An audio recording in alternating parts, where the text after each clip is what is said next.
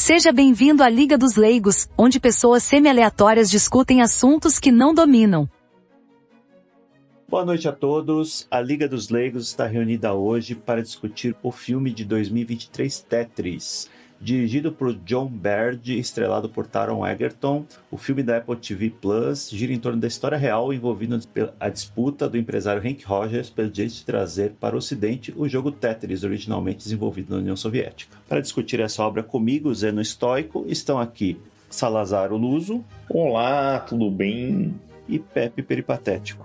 Boa noite. Salazar, você recomendou a obra, pode ficar à vontade para fazer a introdução. É um filme interessante e um tema que a gente nunca abordou, a subcultura dos jogos, né? E Tetris acho que é um bom ponto de partida para falar de jogos eletrônicos, né? Principalmente porque a história é a mais interessante de todas, né? De como surgiu o Tetris, enfim. É algo não só interessante do ponto de vista cultural ou subcultural, mas também a gente pode observar alguns elementos de jogos na vida cotidiana, né? Então, é isso aí.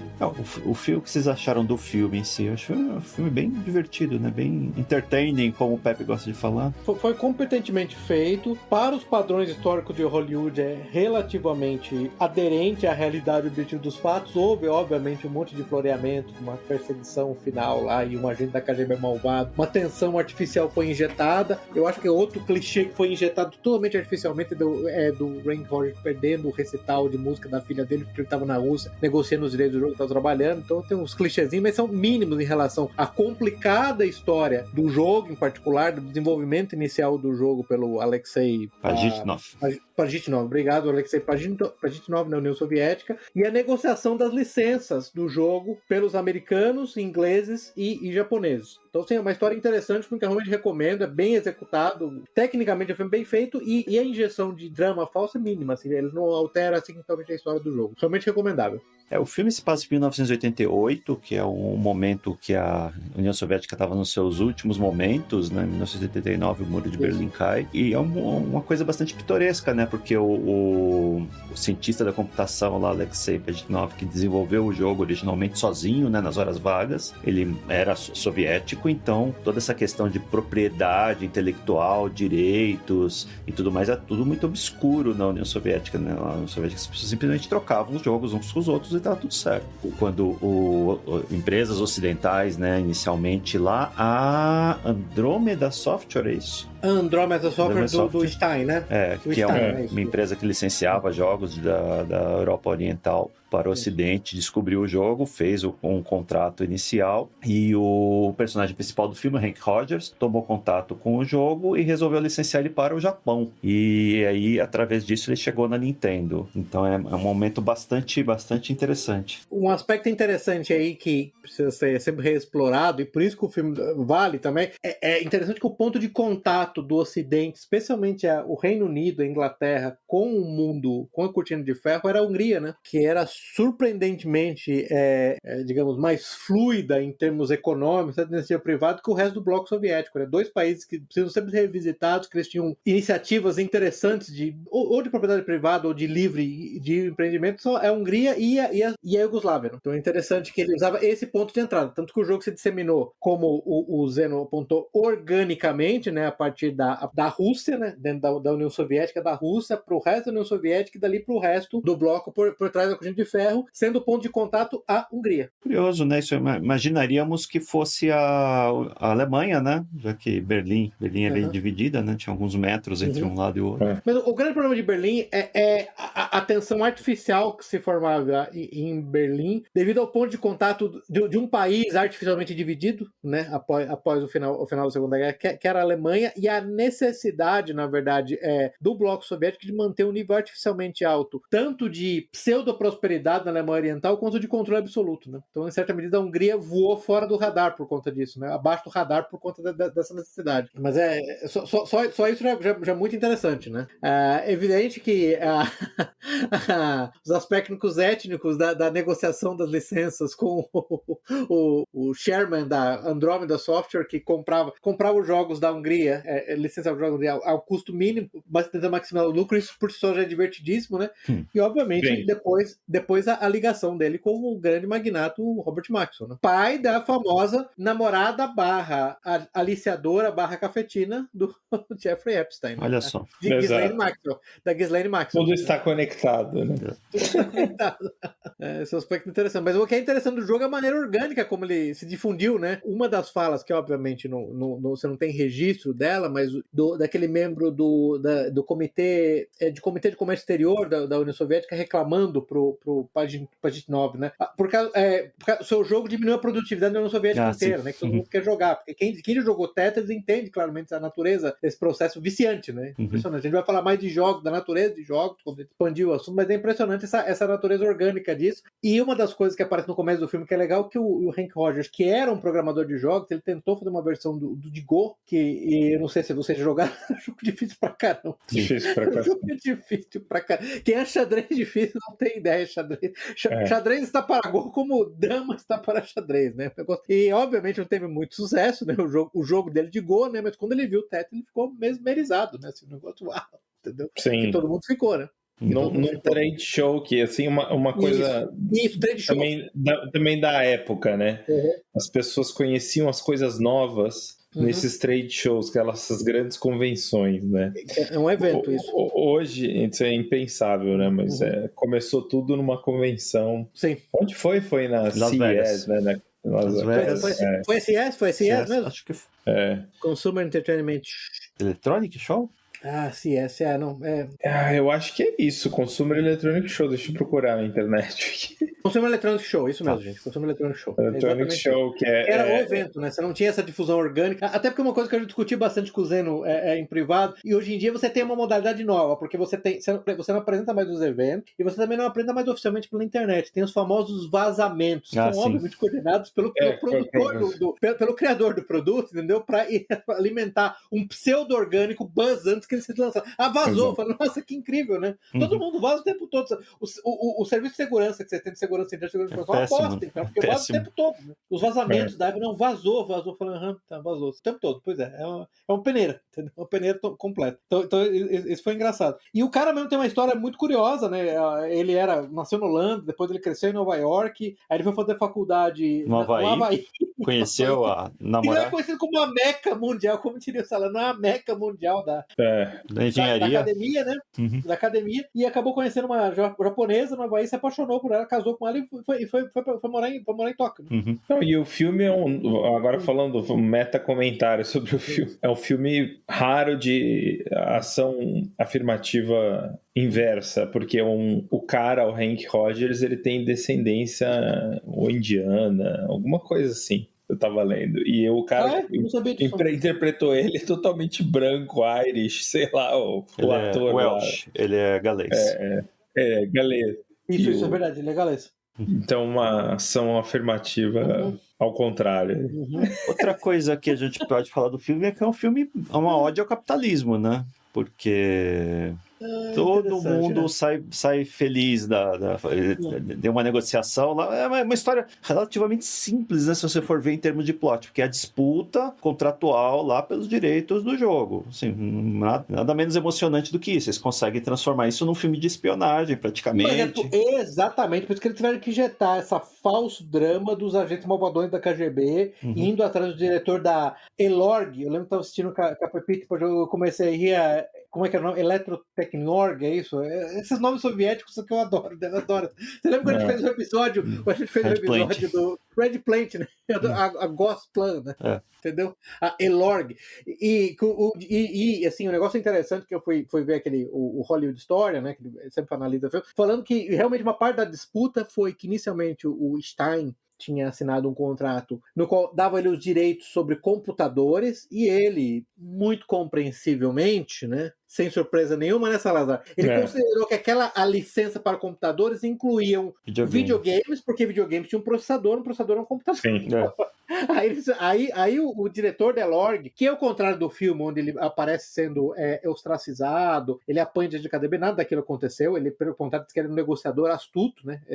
O diretor da empresa estatal de computadores soviéticos, astuto, ele que realmente refez o contrato, dizendo que um computador tem que ter mouse e teclado. E ele fez o Stein assinar o contrato, o Stein realmente não percebeu que ele tinha mudado o contrato, e depois reclamou que ele tinha sido enganado. Senão a história ia ser diferente, né? O Hank Rogers, ele tem uma empresa junto com o Alexei, chamada Tetris Company. Ou seja, ele honrou até o final, digamos, o criador original. Se fosse talvez o outro, eu acho que isso não ia acontecer. Mas então, Zeno, mas aí que tá um negócio legal. Você falou de uma ode ao capitalismo. Eu não sei, eu acho que é uma ode, em certa medida você pode chamar, é uma ode aos criadores, aos engenheiros criadores. Os criadores venceram no final. Os criadores venceram. Esse que é o negócio, porque são realmente os artistas.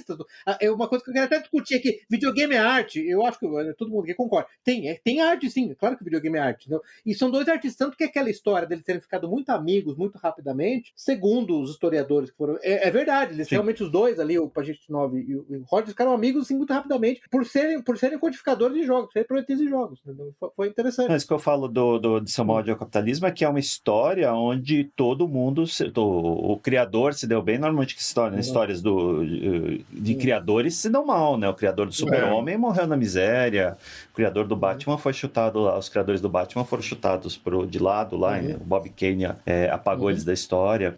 E nesse caso não, né? Então, mas por isso que eu digo pra você, desculpe insistir nesse ponto, mas eu acho que esse ponto é importante que você falou, por causa disso. Num país muito mais capitalista, os criadores foram deixados na miséria. E o criador do jogo, por trás da cortina de ferro, no bloco soviético, no núcleo do comunismo, acabou se dando bem em grande parte. Por quê? Por causa da honra entre homens e entre criadores. Sim, verdade. Sim, eles estão lá. Tetris Company. Ele honrou isso, ele não tinha necessidade nenhuma. Ele ficou muito rico. Depois o Roger, ele podia ter abandonado o Pajitnov. Podia ter chutado ele. Veja bem, que tristeza. Não, ele falou, não, eu vou trazer ele pra cá. Eu vou ter um jogo com ele, que chato, que desagradável, né? Thoughts and Prayers. Puxa, coitadinho de você, fico muito triste. Aquela coisa bem feminina, né? Gente, eu tô muito triste. Não, eu vou fazer. Isso aí chega a ser tocante, entendeu? Assim, pra quem cria coisas, eu como criador, entendeu? Vamos dizer assim, aquilo me tocou profundamente. Eu consigo entender essa relação imediata entre dois criadores, de engenheiro para engenheiro. Isso eu achei interessante. Eu lembrei de um outro filme, quando eu estava assistindo esse também, que o capitalismo, as pessoas se envolvem no capitalismo e sai todo mundo bem, que é o Air. Não sei se vocês assistiram, que é a história do Air Jordan. Eu ouvi falar. Também é um filme lá. Quando eu falo que é uma ode ao capitalismo, acho que nos dois filmes essa coisa do cara se esforçar e arriscar e vislumbrar uma possibilidade ali do negócio, do jogo ou do tênis e vai atrás e se dá bem. E aí, sim... O cara arriscou muito, é isso. Acho que assim, o cara botou... Ele é um empreendedor na palavra... No sentido mais puro. Na acepção original, mais puro da palavra. Que ele literalmente apostou a casa, né? Pra poder financiar lá a contratação. Então, sem falar com a esposa, né? Bastante arriscado. Aquela cena inicial dele conversando com o banqueiro dele que tinha emprestado dinheiro. Foi genial. O cara completamente, né? Eu recebi uma oferta de quanto? Era $500 mil? Alright, agora você vai me pagar de volta. Não, eu disse não. Eu quero mais. Eu falei não. Que agora eu vou negociar os direitos. Quando ele encontra aquela cena que, inclusive, segundo lá o Hollywood Story, não, é real. Quando ele finalmente conhece o Game Boy, você vê a fascinação dele de engenheiro mesmo. Sim. Quando ele viu, colocou na mão, pô, esse negócio é revolucionário. E segundo o presidente da Nintendo dos Estados Unidos, realmente o diálogo, o discurso do Hank Rogers foi exatamente aquele. Se você lançar esse jogo com o Mario, você vai atingir o público de crianças e adolescentes. Se você lançar com o Tetris, você vai atingir todo mundo. Todo mundo joga milhões. Tetris. Todo mundo que jogou sabe. Ele estava certo. Não, quem estava lá, ele estava certo. O Game Boy, ele acabou aparecendo nas mãos de pessoas que não eram... Até de boomers, né, Salazar? Até de boomers. Até boomers. Até boomers. Eu lembro até no seriado do Friends, tinha uma menina jogando Game Boy. Isso já anos depois, né? Mas assim, quando já era um sucesso cultura pop, assim, né? O Game Boy virou... Um staple da cultura A pop. única coisa que eu não consegui confirmar, gente, não sei se vocês conseguiram confirmar, é que se realmente a sugestão de mudar o número de linhas que são consumidas de uma de cada vez para até 4 de cada vez realmente foi do Rogers ou não. Isso eu não consigo confirmar. Não vi isso. Eu também não Porque isso alterou radicalmente a dinâmica do jogo. Quem jogou Tetris, você imagina que cancelar uma linha só de cada vez versus até 4. Isso realmente mudou radicalmente. Ele tornou o jogo competitivo, né? Ali, porque virou um jogo... Tem campeonato de Tetris, né? Eu já vi uma final de Tetris, cara. Sim. Maluca, assim. E era o Tetris original, não do Game Boy.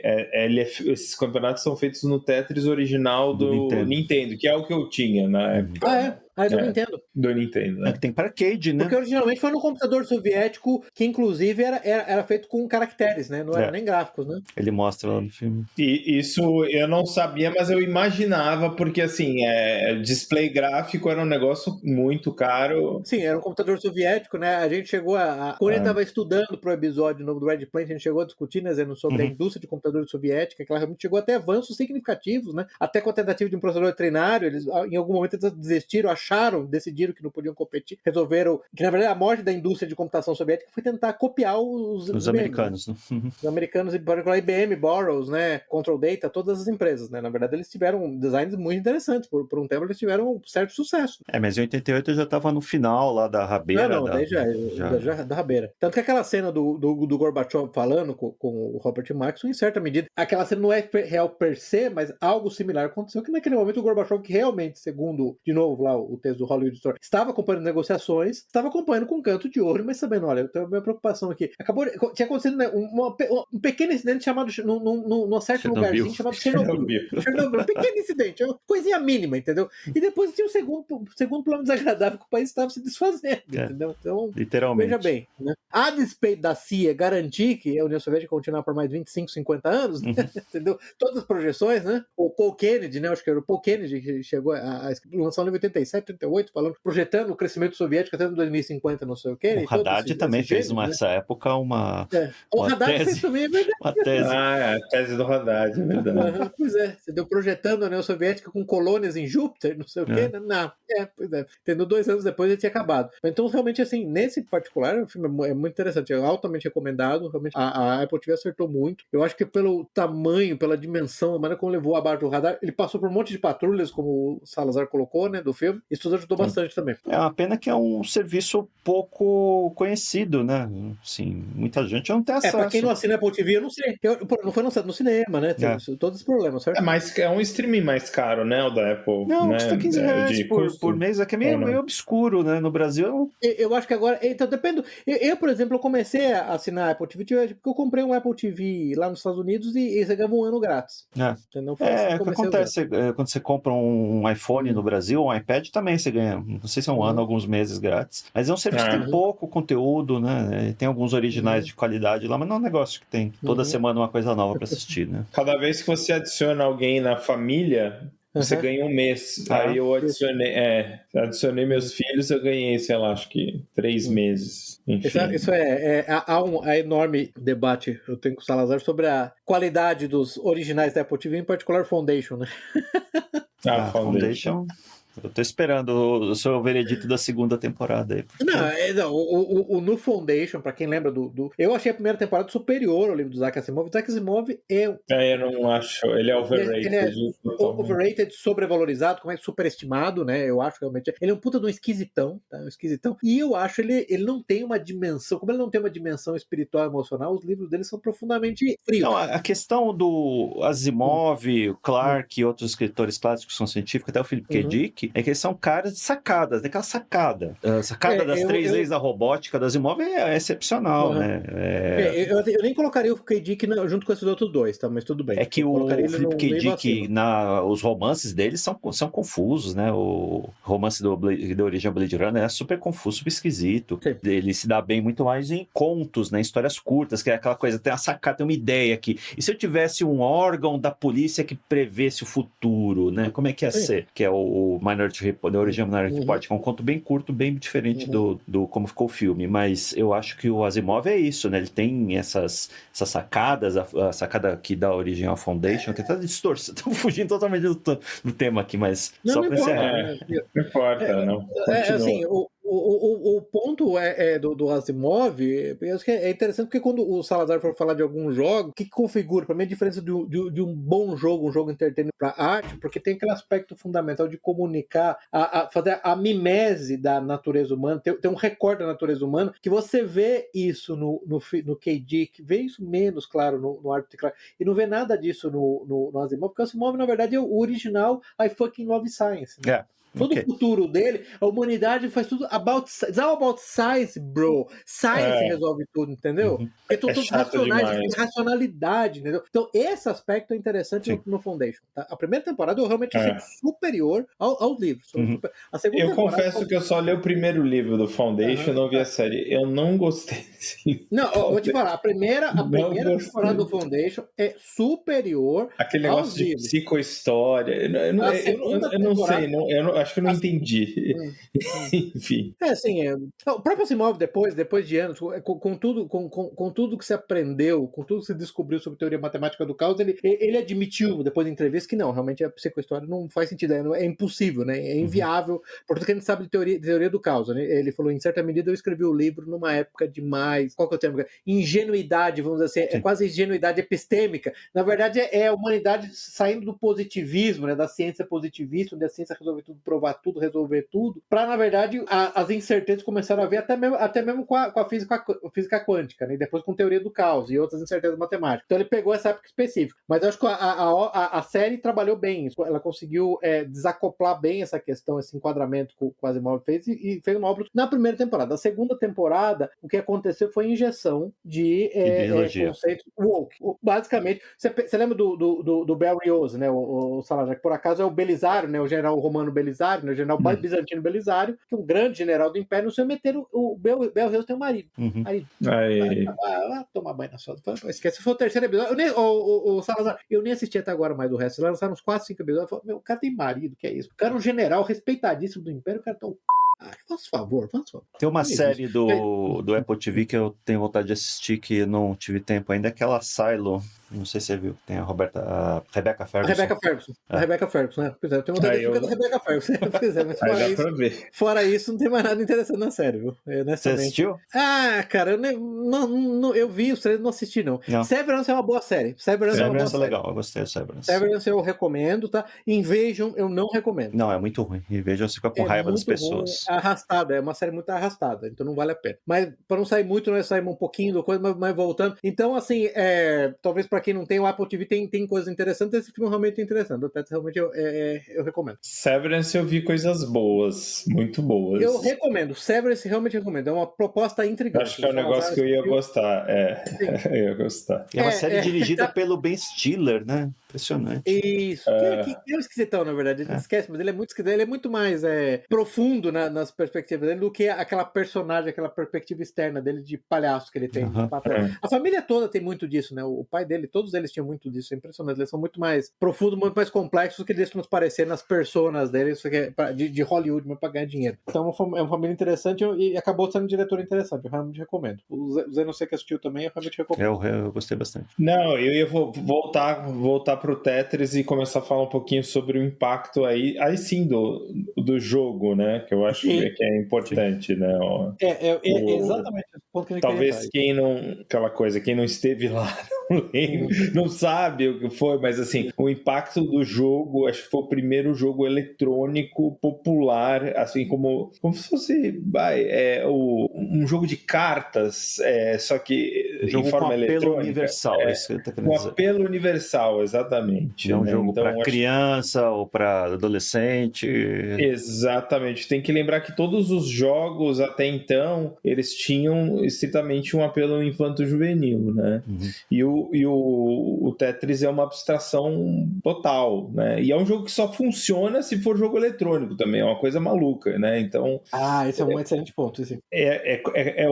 Eles falam que é o bordão lá do filme, é o jogo perfeito, mas é o jogo eletrônico perfeito, ele reúne todas as características que só podem funcionar num jogo eletrônico, né? Eu acho que a gente tem que falar de videogame, tem que separar que história e mecânica, né? O Tetris é um jogo que é pura mecânica, né? Em 2 minutos você entende lá os mecanismos e não tem mais nada para ser aprendido. Não tem enredo, power-up, regras, nada. É super simples e por isso mesmo ele é tão universal assim, né? Por isso ele pode ser feito num computador soviético também, né? Acho que tem poucos jogos assim, né? Uns jogos antigos, tipo Pac-Man, assim, que são essa coisa de pura mecânica, né? Mas acho que o Tetris acaba sendo, por não ter esse negócio de bonequinhos e tudo mais, acaba sendo muito mais atrativo para uma quantidade muito maior de pessoas. Então, é interessante quando a gente começa a falar de jogos, porque em grande medida o Pong exerceu uma enorme fascinação em adultos e crianças, mas é interessante o ponto do Salazar, porque o Pong, na verdade, ele fazia a mimesis, né, o imitátil, vamos dizer assim, do ambiente real, que são, na verdade, ping-pong, né, ou tênis, né, e a fascinação era ver um cenário real, um jogo real de ping-pong ou tênis, simulado num ambiente virtual. Sim. Então eu entendo que o grande parte do fascínio foi, na verdade, da transmigração do ambiente real para o virtual. O ponto que o Salazar está fazendo é importante, a mecânica complexa do Tetris é impossível no mundo real. Ainda que ela use aspectos físicos do mundo real, ela é impossível, porque no mundo real ela seria você ter uma cadeia infinita de blocos físicos sendo despejados numa espécie de uma correia de transmissão no qual elas caíssem. Não tem uma analogia física possível. Sim. O Pong é uma abstração tosca de tênis, quest, sei lá, o que quiser. A fascinação do Pong é, entre aspas, a virtualização. A do Tetris não. A do Tetris é a mecânica do mundo inteiramente virtual. Essa é a diferença, entendeu? Não é uma cópia do mundo real no virtual. Só é possível no mundo virtual. Então essa é a fascinação. E é uma característica interessante que eu acho dos jogos que ajudam as pessoas, né? Eles acabam mediando abstrações, tanto no mundo real como abstrações diversas, né? Enfim, ajudam as pessoas a entender abstrações. O jogo é uma abstração, né?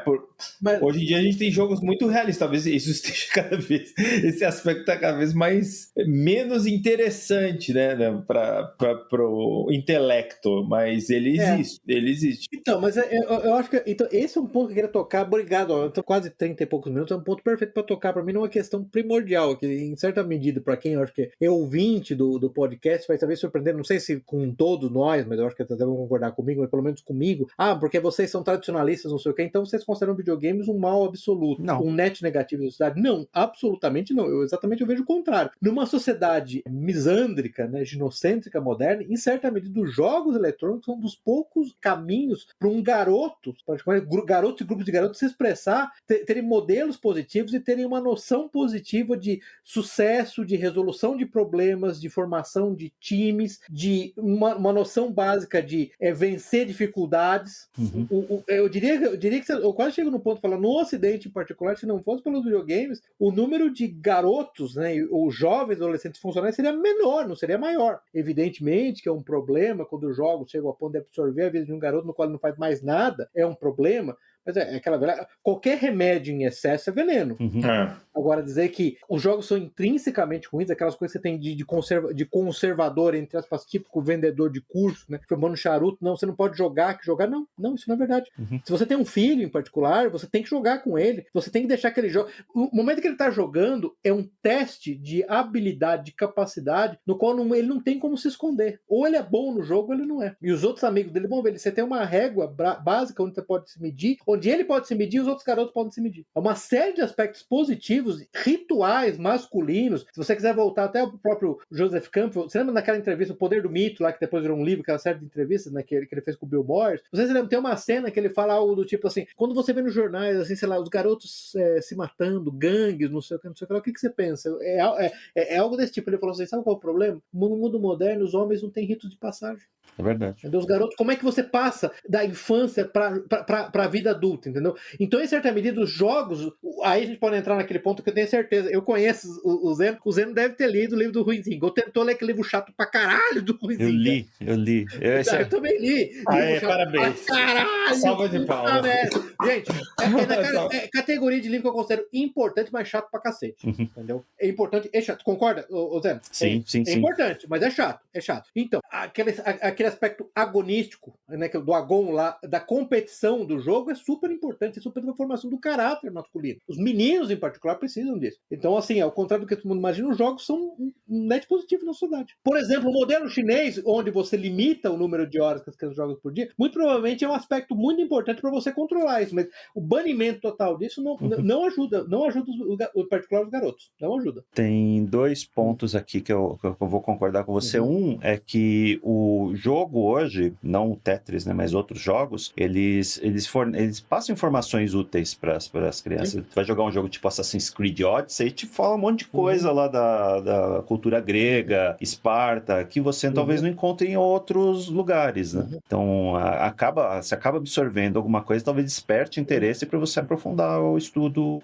Coisa que antigamente, na nossa geração, talvez fosse feita pelos quadrinhos, né? Sei lá, dos quadrinhos, X-Men, falando aqui de Divina Comédia, vamos lá estudar Divina Comédia, o que era isso? Hoje, os quadrinhos acabou, né? Então, talvez o videogame preencha esse nicho. E outra coisa que realmente eu estava anotado para falar, que é do livro do Johann Huizinga, né? Homo Ludens, um livro de 1938, que ele teoriza que o jogo, né? O play, é um elemento importante e civilizacional, né? Importante para a formação da civilização. Então, só 2 comentários sobre o que você comentou. E é pré-cultura o elemento. Sim. Então, mas eu queria comentar também sobre isso. Então, 2 coisas. Voltando ao ponto da mesma maneira como eu não considero videogames em geral. Não tô falando de Tetris, gente, só para deixar claro, acho que isso não ficou claro para ninguém. Nós estamos falando de videogames em geral, não só de Tetris agora. Ele tem o efeito líquido na sociedade é positivo, assim como os quadrinhos tiveram efeito líquido positivo, para deixar claro também, tá? Nós não somos snobs, não se imagina, não. Qualquer forma de arte que não existia antes de 1600 tem que ser jogada fora. Não necessariamente. Não é isso que ele tá falando. E o segundo ponto, aí volto ao ponto que o Salazar vai fazer, eu considero a tese do Ruizinho, que me parece ser aquele problema, aquela deformação profissional, né? Que eles falam, ele começou a ver o mundo pelos olhos. A ideia é que o jogo forma a cultura, o jogo é pré-cultura, e eu, na verdade, não concordo muito, né? Não ficou, assim, eu não acho que ele fez um bom caso naquilo.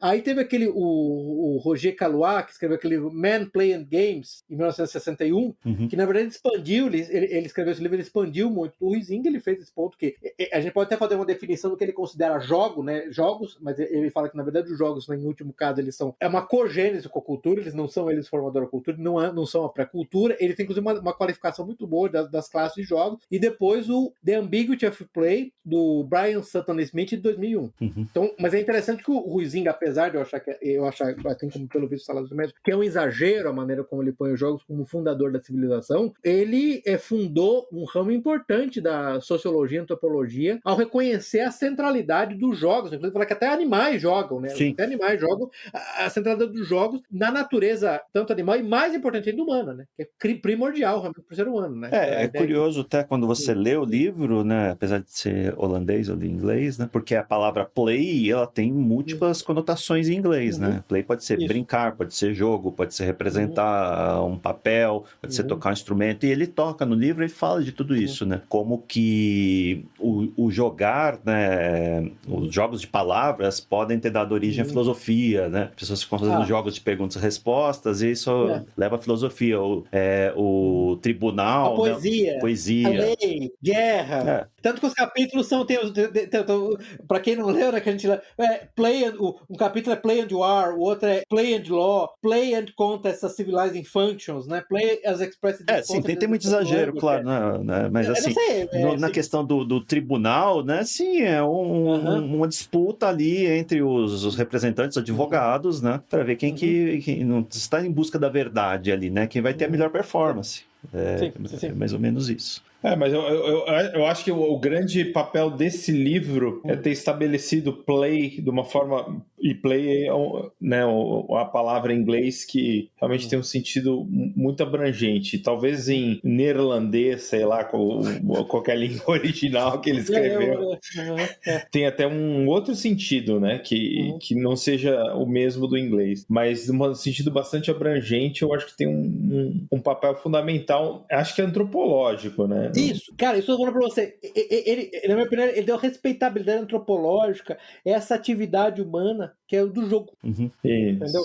Para deixar claro, porque na verdade, em grande medida, a gente também que emergiu do estrago puritano, no qual tinha o jogo como perda de tempo, como um vício, uma perda de tempo. É algo que apenas crianças fazem, que basicamente, em certa medida, em certos círculos protestantes, você vai chamar isso de uma desperdício de tempo, portanto, quase um pecado, entendeu? E não, é inerente à natureza humana, entendeu? É importante, é um aspecto da civilização, um aspecto da cultura e é um aspecto inerente da natureza humana. Ele tem que ser explorado, tem que ser especificado, entendeu? Todo mundo joga, isso não é uma parte de ser humano, entendeu? As definições dele de play, né, o Zeno. E, aliás, um negócio que você falou, ele exagera, inclusive ele põe esse aspecto do play, que aí, de novo, usando o termo em inglês, como ele se expande exatamente para isso, né? Como ele tem um aspecto de encenação e ele tem um aspecto de ordem, ele fala disso, de um tempo definido, ele fala muito do círculo mágico, ele inclusive estabelece o play com cerimônia religiosa, né?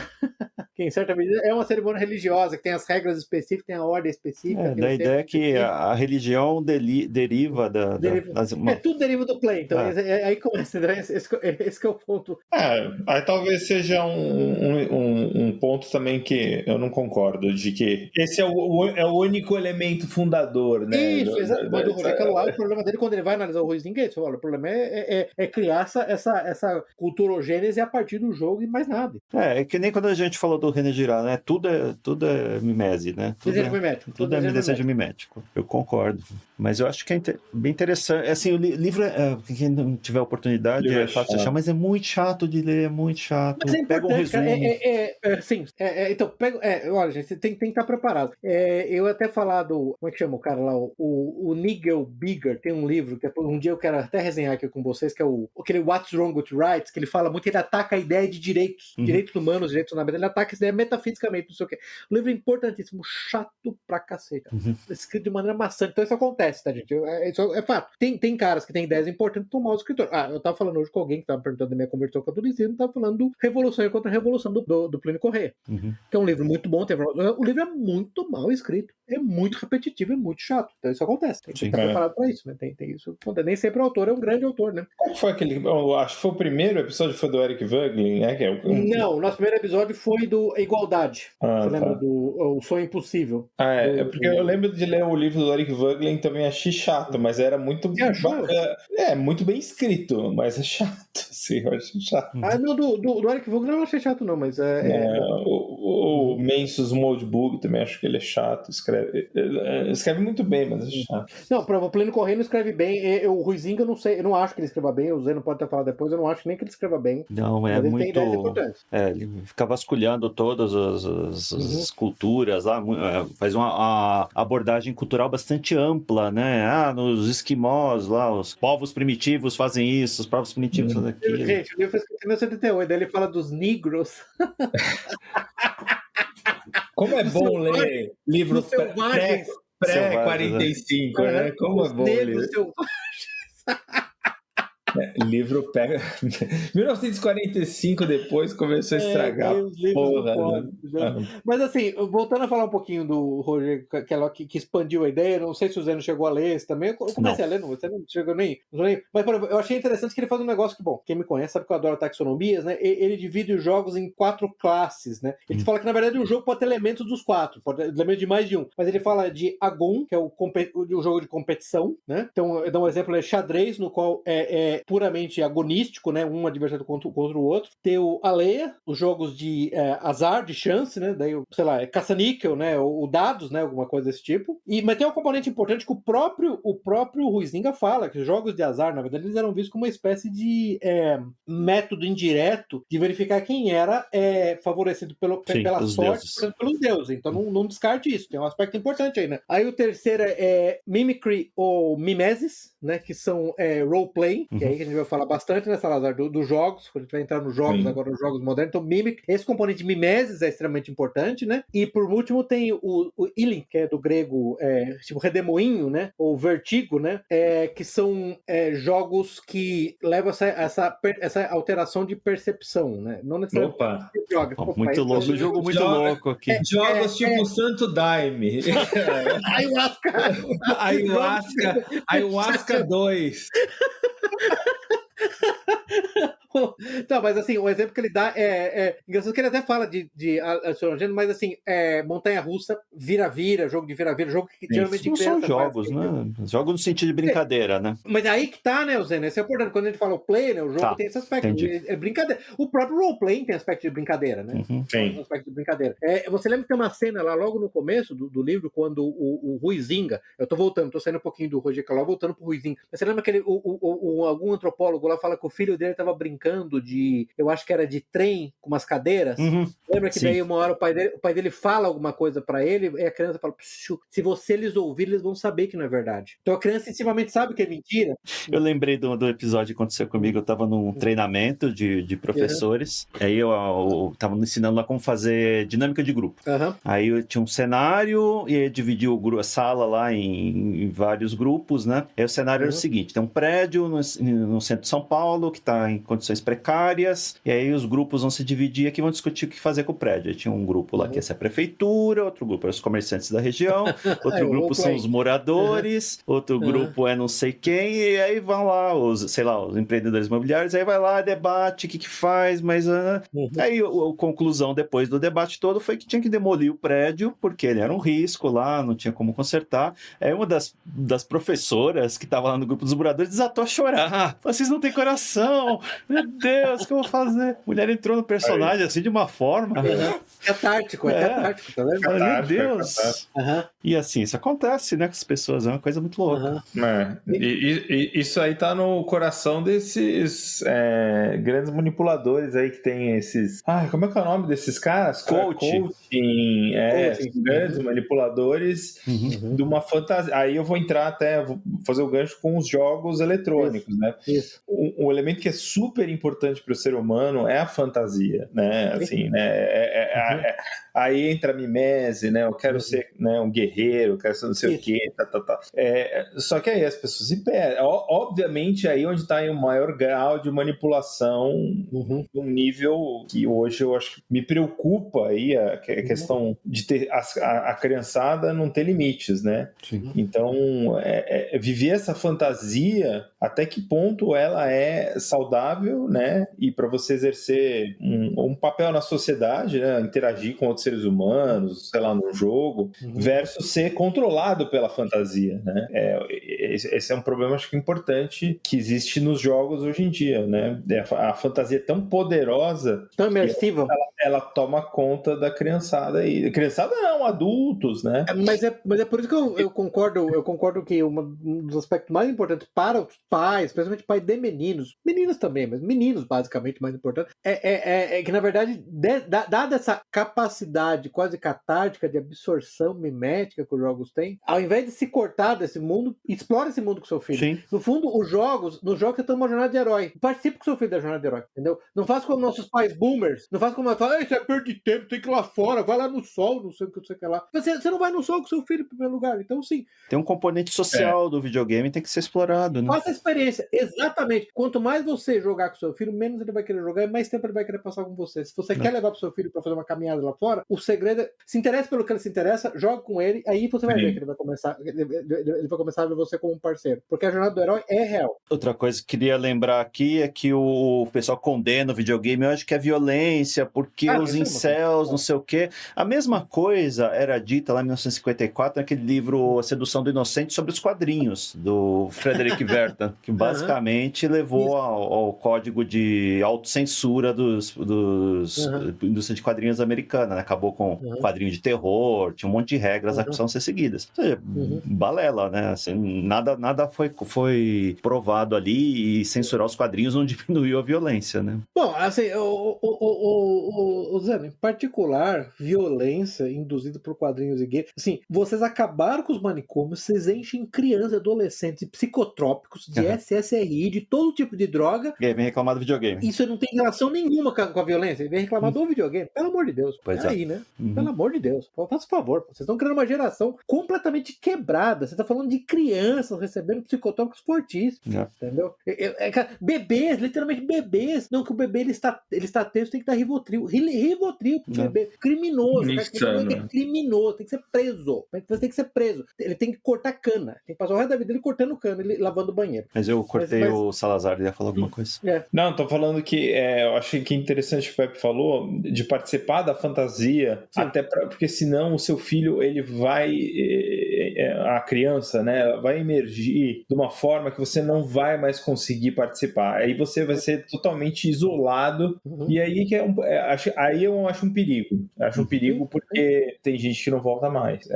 E assim, o papel que assim, os jogos eletrônicos hoje, né, os videogames têm, ele assim, é irreversível, sabe? Ele vai fazer parte da vida de todas. É a mesma coisa que eu fico falando, não, porque meu filho não vai ver tablet, não sei o quê. Ok, eu tenho que controlar mesmo. Mas assim, você não vai tornar o seu filho, ele não vai ser um Amish. Não. Eu acho muito difícil, assim. A não ser que você seja um Amish. Exatamente, né? E principalmente numa cidade grande. Você vai criar um Amish em São Paulo, em Nova York, vai ser um problema para ele depois. Especialmente chegar à adolescência e tiver que interagir com outras pessoas. Né? Então, participe mesmo. Acho que tem que estar próximo. Acho que essa é a chave. E claro, com a mediação do pai, você vai, né? Eu vejo isso nas minhas crianças, né? Impondo limites e falando, olha, não é só isso, tem essa outra questão aqui que não tem nada a ver com a fantasia, né? Porque a fantasia hoje exerce muita influência em cima dele. Em certa medida, como existe esse desejo da jornada do herói, voltando lá ao Bill Moyers, ao poder do mito, né? Eu vou até colocar depois aquele ciclo da jornada do herói, né? Que ele vai da aventura, né? Ele é chamado para aventura, daí ele se recusa a ir, você sabe, o clássico, né? Aí, em algum momento, ele tem um mentor que o ajuda, aí ele faz o threshold, ele vai do mundo conhecido para o mundo desconhecido, aí tem os inimigos, aí ele passa pelas tentações, pelas tribulações, não sei o quê, e depois ele volta para o mundo, né? Ele volta para o mundo conhecido, ele se recusa a voltar, e no final ele volta, na verdade, como mestre dos dois mundos. Em grande medida, o pai que se envolve com isso, ele pode ter esse papel de mentor, né? Nessa transição do mundo conhecido para o mundo desconhecido. Então, assim, a solução realmente não é simplesmente negar, isso é besteira, isso é coisa de viado, isso é coisa de que perde tempo, não sei o que, eu vou jogar coisa de maconheiro. Coisa de maconheiro, exatamente. Não, é verdade. Isso não adianta. Eu acho que, assim, o primeiro videogame, historicamente falando, foi o Pong, né? Que foi em 1977, por aí, e acho que não dá para dizer hoje, em 2023, que videogame é uma moda passageira, né? Já parte do cenário cultural. Então, isso é uma coisa com a qual todos nós temos que lidar. Eu até fiz a cronologia aqui, Zé, na verdade, esse é o primeiro jogo foi o Brown Fox 77. Mas, assim, em 72 já tinha o Magnavox Odyssey. Primeiro, né? Foi o Magnavox 72? 72. Caramba. Aí 75, é isso. Aí porque o Pong mesmo, o Atari, veio em 76. Mas 67 foi, na verdade, o primeiro jogo foi num computador do MIT, se eu não me engano. Mas é bastante limitado, assim, o que é acessível, claro. né? Era aquele jogo do osciloscópio, sei lá, eu vi um que era feito, o cara programou no osciloscópio, uma coisa maluca. Sim, era analógico, isso, analógico. Era analógico, cara. Não era Space War, né? Era isso? Sei lá. Não, foi antes do Space War, foi antes do Space War. Caramba, parabéns para todos os envolvidos. Eu lembro de ver isso num documentário. Sim. Um negócio analógico. Aliás, tem um documentário da Netflix, chamado High Score, se eu não me engano, sobre a história dos jogos. Eu realmente não recomendo, que aparentemente o autor do documentário é gay, ele tentou envolver militância gay em todos os episódios, né? Ficou um negócio ridículo. Todo militância identitária em todos eles. E assim, ele vai vindo, esse documentário eu assisti, ele vai vindo e de repente para. Assim, se você nunca ouviu falar de videogame e vai estudar por lá, você dá a impressão que a SEGA é a maior empresa do mundo, não existe PlayStation, não existe Xbox, sabe? Um monte de... Acabou o dinheiro, é isso? Acabou de... Eu acho que sim, viu? Porque eles param assim do nada, não tem uma conclusão ali da história do videogame, né? Eu não sei se a proposta era falar só dos anos 80 e 90, mas foi... Não é. Mas foi bem esquisito. E focado com a contribuição gay para os videogames. Todo episódio tem alguma teor identitário. Não, porque o primeiro personagem de videogame negro foi esse aqui, porque os gráficos chegaram... Pigmeu, caolho, diabético, isso, asmático. Até metade dos anos 80, os videogames, eles eram puramente imitações de... Metade dos anos 80 não, né? Mas a grande maioria dos anos 80, o videogame ele era algum tipo de imitação, ou de uma batalha, né? Então uma nave, né? Uma invasão alienígena e tal. Eles só começaram a ter narrativa mesmo com o quê, né? Foi com os japoneses começaram a botar lá Mario, que aí tinha uma mini narrativa no jogo, né? Os jogos do Atari até tinham lá umas histórias, mas era totalmente off. Ficava no manual, né? Você tinha que ler no manual para entender a história, porque não tinha... Eram extremamente limitados esses jogos. Não tinha como colocar ali na tela a história, o texto, a narrativa. E os text-based de RPG, né? Eu jogava muito text-based RPG. Eu, inclusive, cheguei a jogar no Teletexto. Caramba. Teletexto. Em BBS eu joguei. Teletexto era o serviço da Telesp, não era isso? Da Telesp. Meus pais tinham se cadastrado lá, receberam um terminal de Teletexto da Telesp. Parabéns. O negócio assim, era fascinante eu jogar. Mas assim, como é que você vê essa transição, Salazar? Eu queria que você falasse um pouco da sua experiência. Jogos imersivos e narrativos. Vamos lá. Foram os japoneses, sem dúvida. Eu acho que foi o Mario, essas coisas. O Mario, vocês sabem a história do Mario? A história do Mario é interessante. Tem uns documentários obscuros que falam sobre isso, mas não são... O Mario, ele não era para existir o Mario. Era para ser o Popeye. Era o Popeye, o Brutus, vamos lá, o Donkey Kong, né, que é o primeiro jogo do Mario. Era para ser o Brutus, a Olivia Palito, a menina, e o Mario ia ser o Popeye. Só que eles não conseguiram, eles não tinham dinheiro, a Nintendo. Eles tentaram licenciar, e aí, sei lá, quem era dono do Popeye mandou eles... Não foi licença porra nenhuma. Foi japonês esquisito. Aí ele falou, então eu vou colocar um macaco, uma mulher, uma mulher qualquer, e o Mario que nem era o Mario, era o Jumpman, né? Jumpman, é isso que eu ia falar. Então, assim, o Mario é chupado do Popeye mesmo. Mas, assim, é ali que teve o núcleo de narrativa, né? Que era salvar a princesa, sei lá, do macaco nervoso lá. E aí que o negócio começou a evoluir. Aí os jogos, acho que entenderam essa lição rapidamente de que ter uma narrativa era algo importante para atrair as pessoas e se engajar de forma mais intensa com o jogo. Porque os jogos eram atirar, eu lembro, era atirar na navezinha, atirar no submarino. Que a gente tem que entender que essa transição, na primeira leva de videogames eram arcades. O arcade, o objetivo lá é você criar uma dificuldade lá, um nível constante de dificuldade para tirar dinheiro do jogador. Agora, quando você muda para o videogame doméstico, Zé, aí muda... Desculpa te cortar, mas o que você falou é muito importante, que é um aspecto dessa mecânica, que ainda assim é a mecânica do Tetris, que é um jogo onde você está fadado a perder. A única coisa que você está fazendo é tentando alargar o tempo entre o início do jogo e a sua derrota. Sim. Não tem uma quest, aquele jogo não vai ter fim, você vai jogar até que você perca. Entendeu? E essa é a grande transição do jogo onde você tem uma jornada de aventura, tem começo, tem meio e tem fim. Sim, porque quando você tá no videogame doméstico que a criança tá comprando ou o pai tá comprando, ele vai querer alargar aquele investimento o máximo possível, né? Você gastou não sei quantos dólares lá, você quer que isso dure meses, anos, se possível, né? Não é um negócio que a criança vai largar lá depois de 2 semanas e pedir um novo, né? Então aí muda o apelo, né, do jogo. O famoso replay value. Né? O replay value.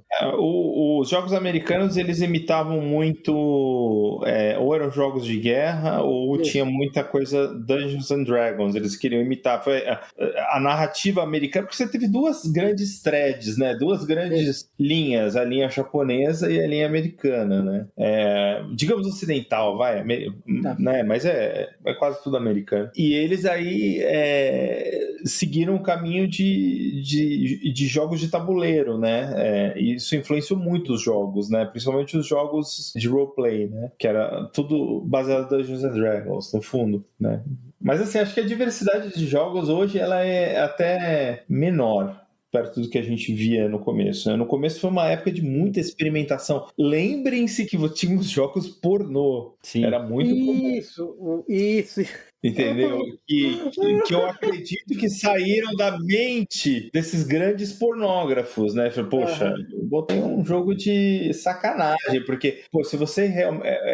Eles Posso chutar a etnia desses caras ou não? Te dou uma chance. Provavelmente todos cazaques, né? Todos. E eles botavam isso na mão, botavam no Atari lá, que era acesso pra criança. Não, inclusive tinha uma versão do Pac-Man, né? Que era um né, correndo atrás das mulheres, né? Isso eu lembro disso. Tinha. Os videogames, você fala que teve um grande crash, né?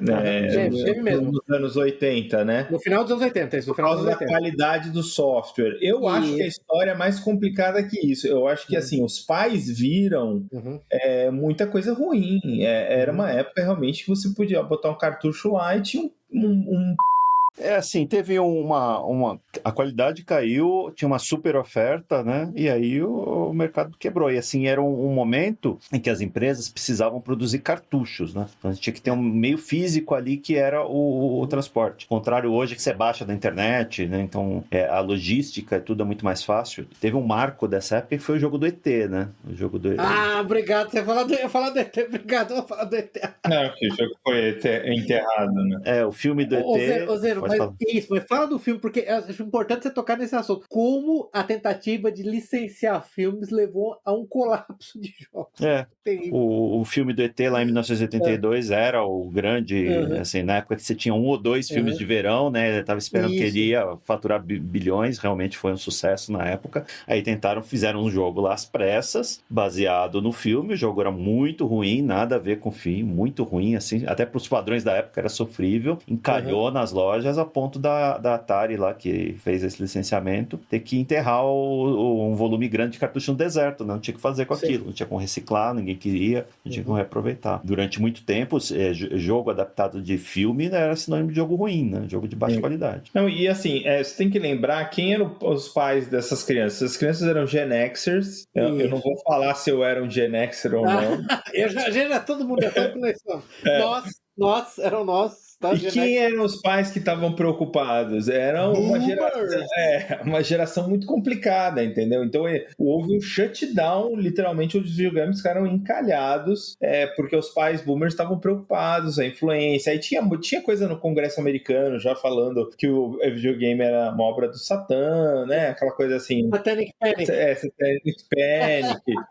Então, assim, teve um grande scare também de, assim, olha, isso aqui não é bom. E somado aí ao que o Zeno falou da qualidade ruim, jogos que eram caça-níqueis, né? Vamos fazer um jogo sobre o ET, mas era uma porcaria, porque o jogo não era nem funcional, era uma porcaria mesmo. Eu vi o documentário contando a história, eles foram atrás do desenvolvedor, foi um cara, né? Que era uma pessoa só que desenvolvia o jogo, né? Ele saiu desse meio e foi ser corretor imobiliário depois disso.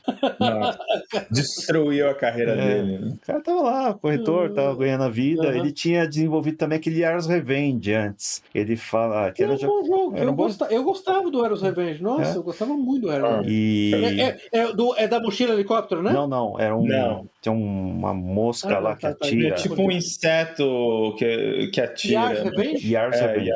Não é Heroes, tá? Yars Revenge. Yars Revenge. Eu gostava do Yars Revenge. Não era ruim não pra época. Não era ruim. E ele era meio que uma estrelinha ali, que esse jogo tinha vendido muito. Aí deram esse projeto pra ele e ele se deu muito mal, coitado. Não, mas assim, eu me lembro vagamente do documentário, você deve lembrar muito melhor do que eu, mas realmente foi assim, deram um prazo pra ele e disseram, você tem que ter um jogo baseado nisso. Em 2 semanas, sei lá. Eu não tenho tecnicamente como fazer o jogo, assim, a tecnologia, o número de pixels, de imagens que eu podia endereçar num determinado instante na tela, não vai dar, eu não consigo, entendeu? A gente vai ter que pensar em algo revolucionário, não. E assim, você vê esse documentário, né, você vê toda a característica de uma bolha, né, coisas que a gente viu décadas depois lá na época da internet, pessoal torrando torrando dinheiro, achando que aquele boom ia permanecer infinitamente, pessoal fumando maconha loucamente lá no escritório da Atari. Enquanto soldava cartuchos. Muito louco.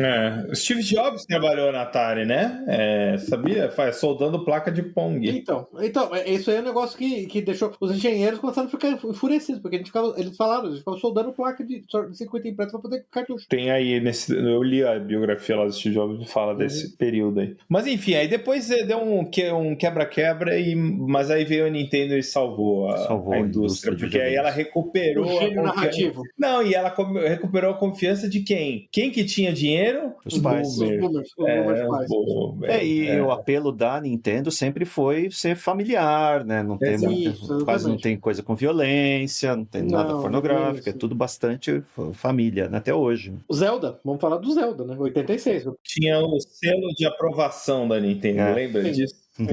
A lenda de Zelda de 86, né? Não só o Mario como o Zelda. 2 jogos assim, narrativamente muito, muito ricos, né? No Brasil a Nintendo demorou pra chegar, né? Porque a gente tinha reserva da informática e ninguém queria botar a mão no Brasil, né? Ninguém era louco. Chegou via Sega, né? Foi a Tectoy. Mas assim, a Nintendo é muito mais importante do que a Sega. Para a história dos videogames, né? Durante um momento foi pau a pau ali, né? Mas a Sega se perdeu ali, né? A Sega tomou um monte de decisões erradas. A SEGA fez nos videogames o que geopoliticamente a Armênia faz, né? Então, todas as coisas erradas possíveis, né?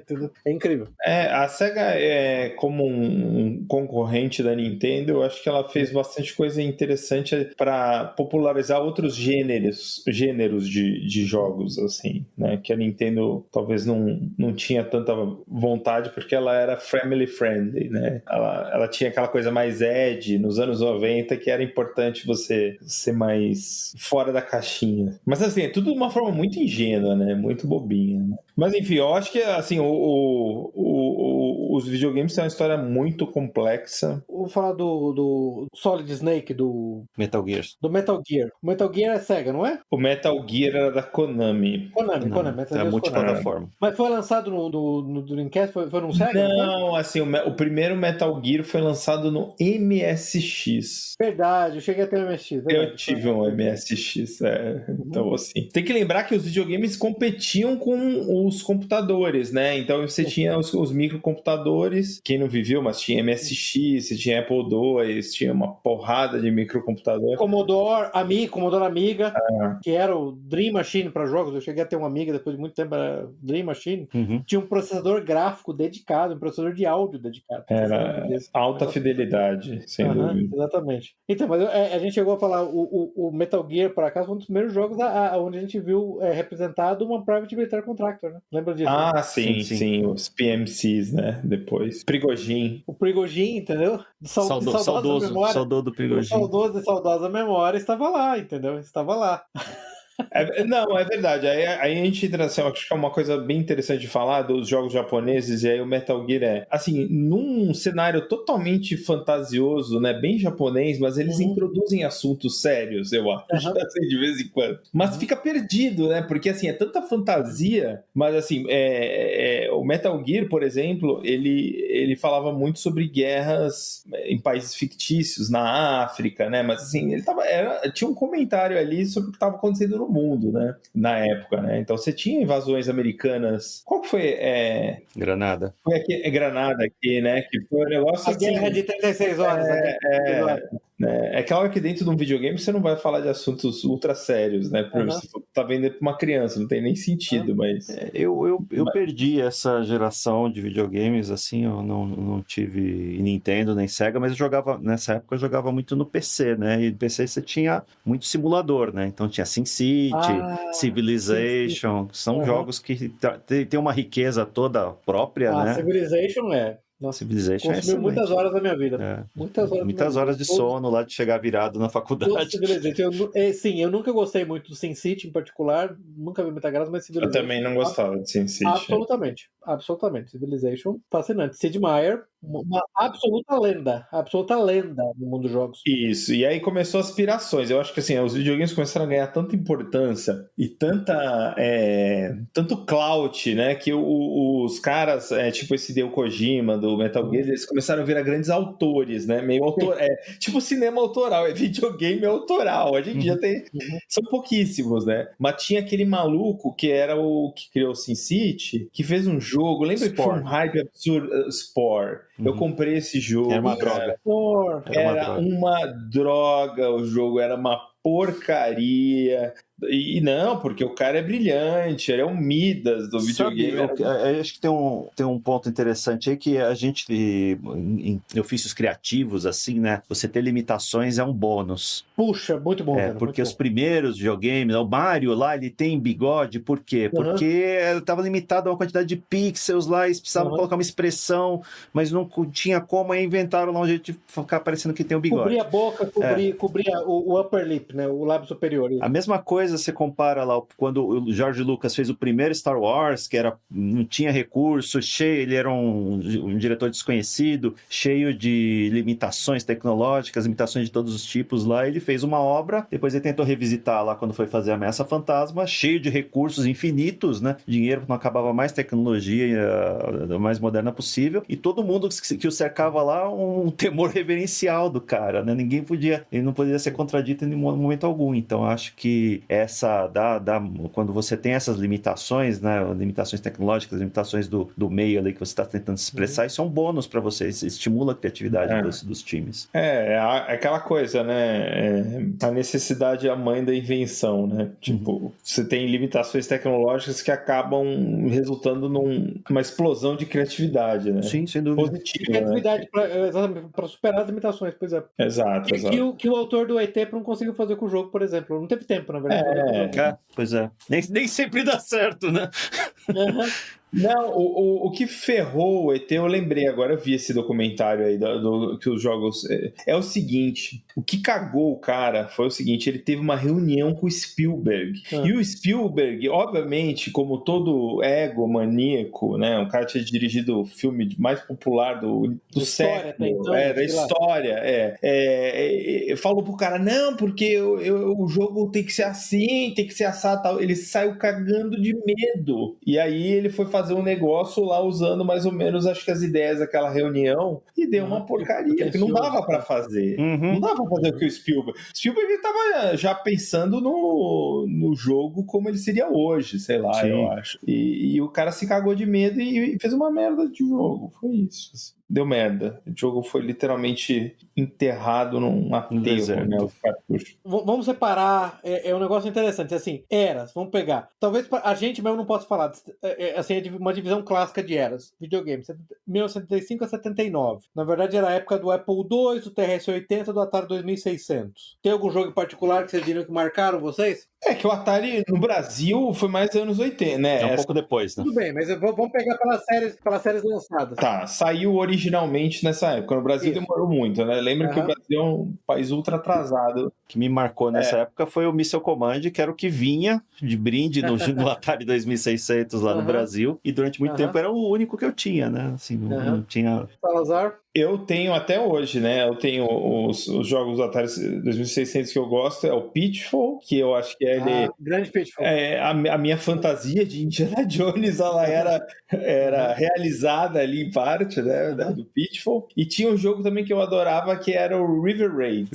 Que era... obrigado. Eu falava, pra mim o River Raid. River Raid era bom também. Que era um jogo de aviãozinho.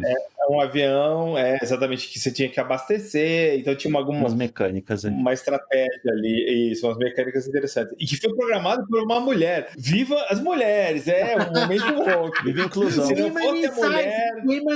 Women in Steam, olha aí. Se não fosse isso, se não fosse a mulher... Girl Boss, tá vendo? Um detalhe dessa geração aqui no Brasil é que a pirataria comia solta, né? Se usava cartuchos piratas do Paraguai, cartucho pirata de todo jeito. Não tinha mecanismo de cópia de proteção, né? Não tinha DRM, Digital Right Management, então basicamente é a terra de ninguém, assim. Não, era fundo de quintal.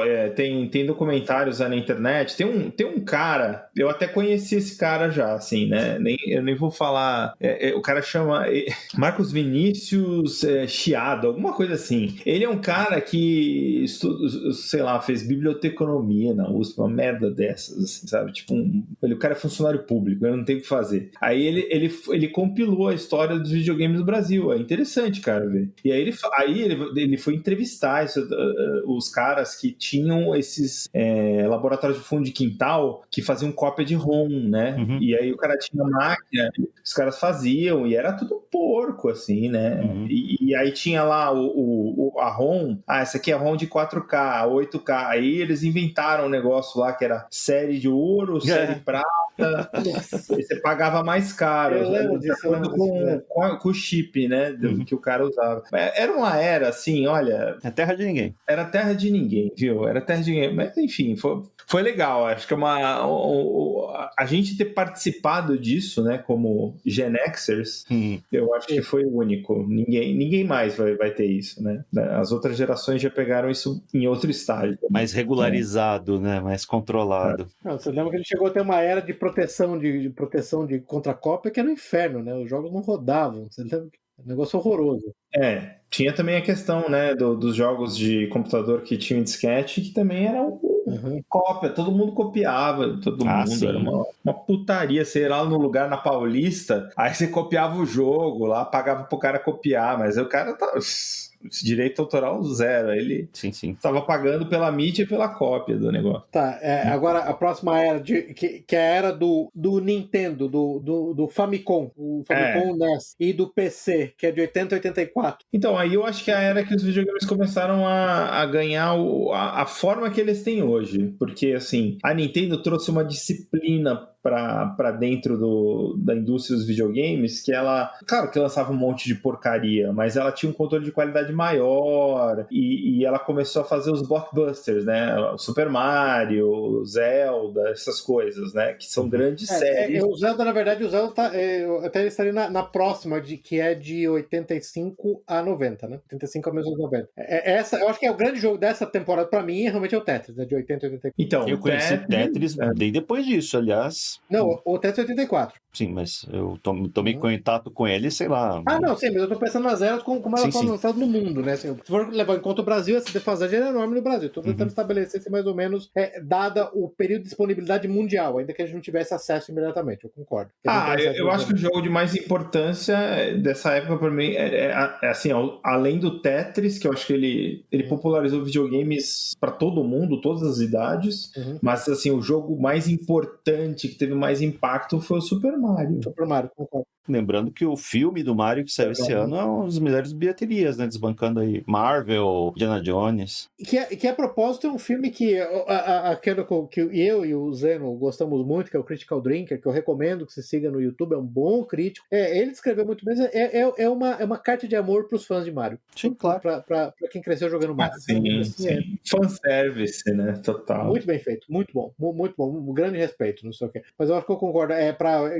O primeiro Mario, Tetris, né? Aí eu acho que se for pensar de 85 a 90, aí tem a Zelda, né? Zelda teve um impacto grande, porque ele popularizou RPGs, digamos. Provavelmente o jogo que o Salazar usando jogar, eu nunca joguei, eu sempre tive esse bloqueio com RPGs, talvez eu não tenha vivido o jornada de herói da maneira diferente, que é o Final Fantasy. Nunca joguei Final Fantasy. Você também não jogou? Então o Salazar. O Final Fantasy, eu vou te falar, no Brasil, o primeiro que se popularizou não foi o Final Fantasy, foi o Phantasy Star, por causa da SEGA, por causa da Tectoy. A Tectoy traduziu esse jogo, porque os jogos RPG, eles tinham o seguinte problema, eles eram em inglês. Ou japonês. Ou japonês. Ou japonês. Ou japonês, pior ainda, né? All of our bases are belong to us, né? Clássico, né? O English, o English. Né? Mas assim, a SEGA, a Tectoy teve aí o insight de falar, pô, pra eu lançar um RPG que tem literalmente centenas de páginas, paredes de texto, assim, pra ler, né? Eu tenho que traduzir o jogo. E ela traduziu. Então, Phantasy Star, no Brasil em específico, foi o jogo que popularizou os RPGs, não foi o Zelda. O Zelda ficou popular mesmo no Brasil na época mais ou menos do Nintendo 64, eu acho, assim, bem depois. Porque, assim, poucas pessoas jogaram Zelda. Eu joguei Zelda no NES, no Nintendinho, né, que a gente falava. NES, isso. Mas assim, era muito difícil de jogar, porque não tinha mapa o jogo. E aí você alugava o jogo. E assim, não tinha mapa, e você ficava perdido, tinha mapa, não sei o que tal. Mas você não ia nas revistas? Comprava revista lá com O mapa? Mas as revistas demoraram para ter isso aqui, viu?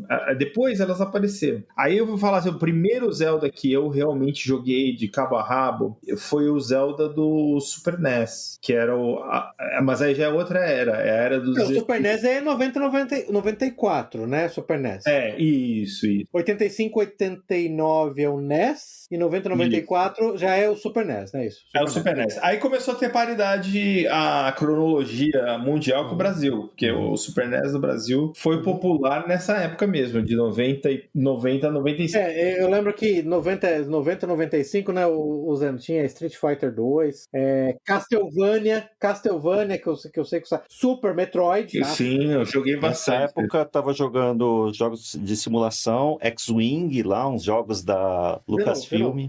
Wing Commander. Wing Commander era excelente. Fascinado por aquele jogo. Assim. Wing Commander era lembro que você jogava o Wing Commander. Era fascinado. Aquilo era minha jornada de herói, naquilo eu me emergi, então eu me perdi naquele jogo. Temos que falar nessa época que teve um período negro dos videogames, na minha opinião, que é justamente essa época aí que o Zeno tocou, que foi a época que os PCs começaram a sair e você podia comprar o kit multimídia. Kit multimídia. Que era o CD-ROM. Uma placa Sound Blaster. Uma placa Sound Blaster. Assim, os jogos ficaram horrivelmente... Ficou muito ruim, porque os jogos eram vídeo só.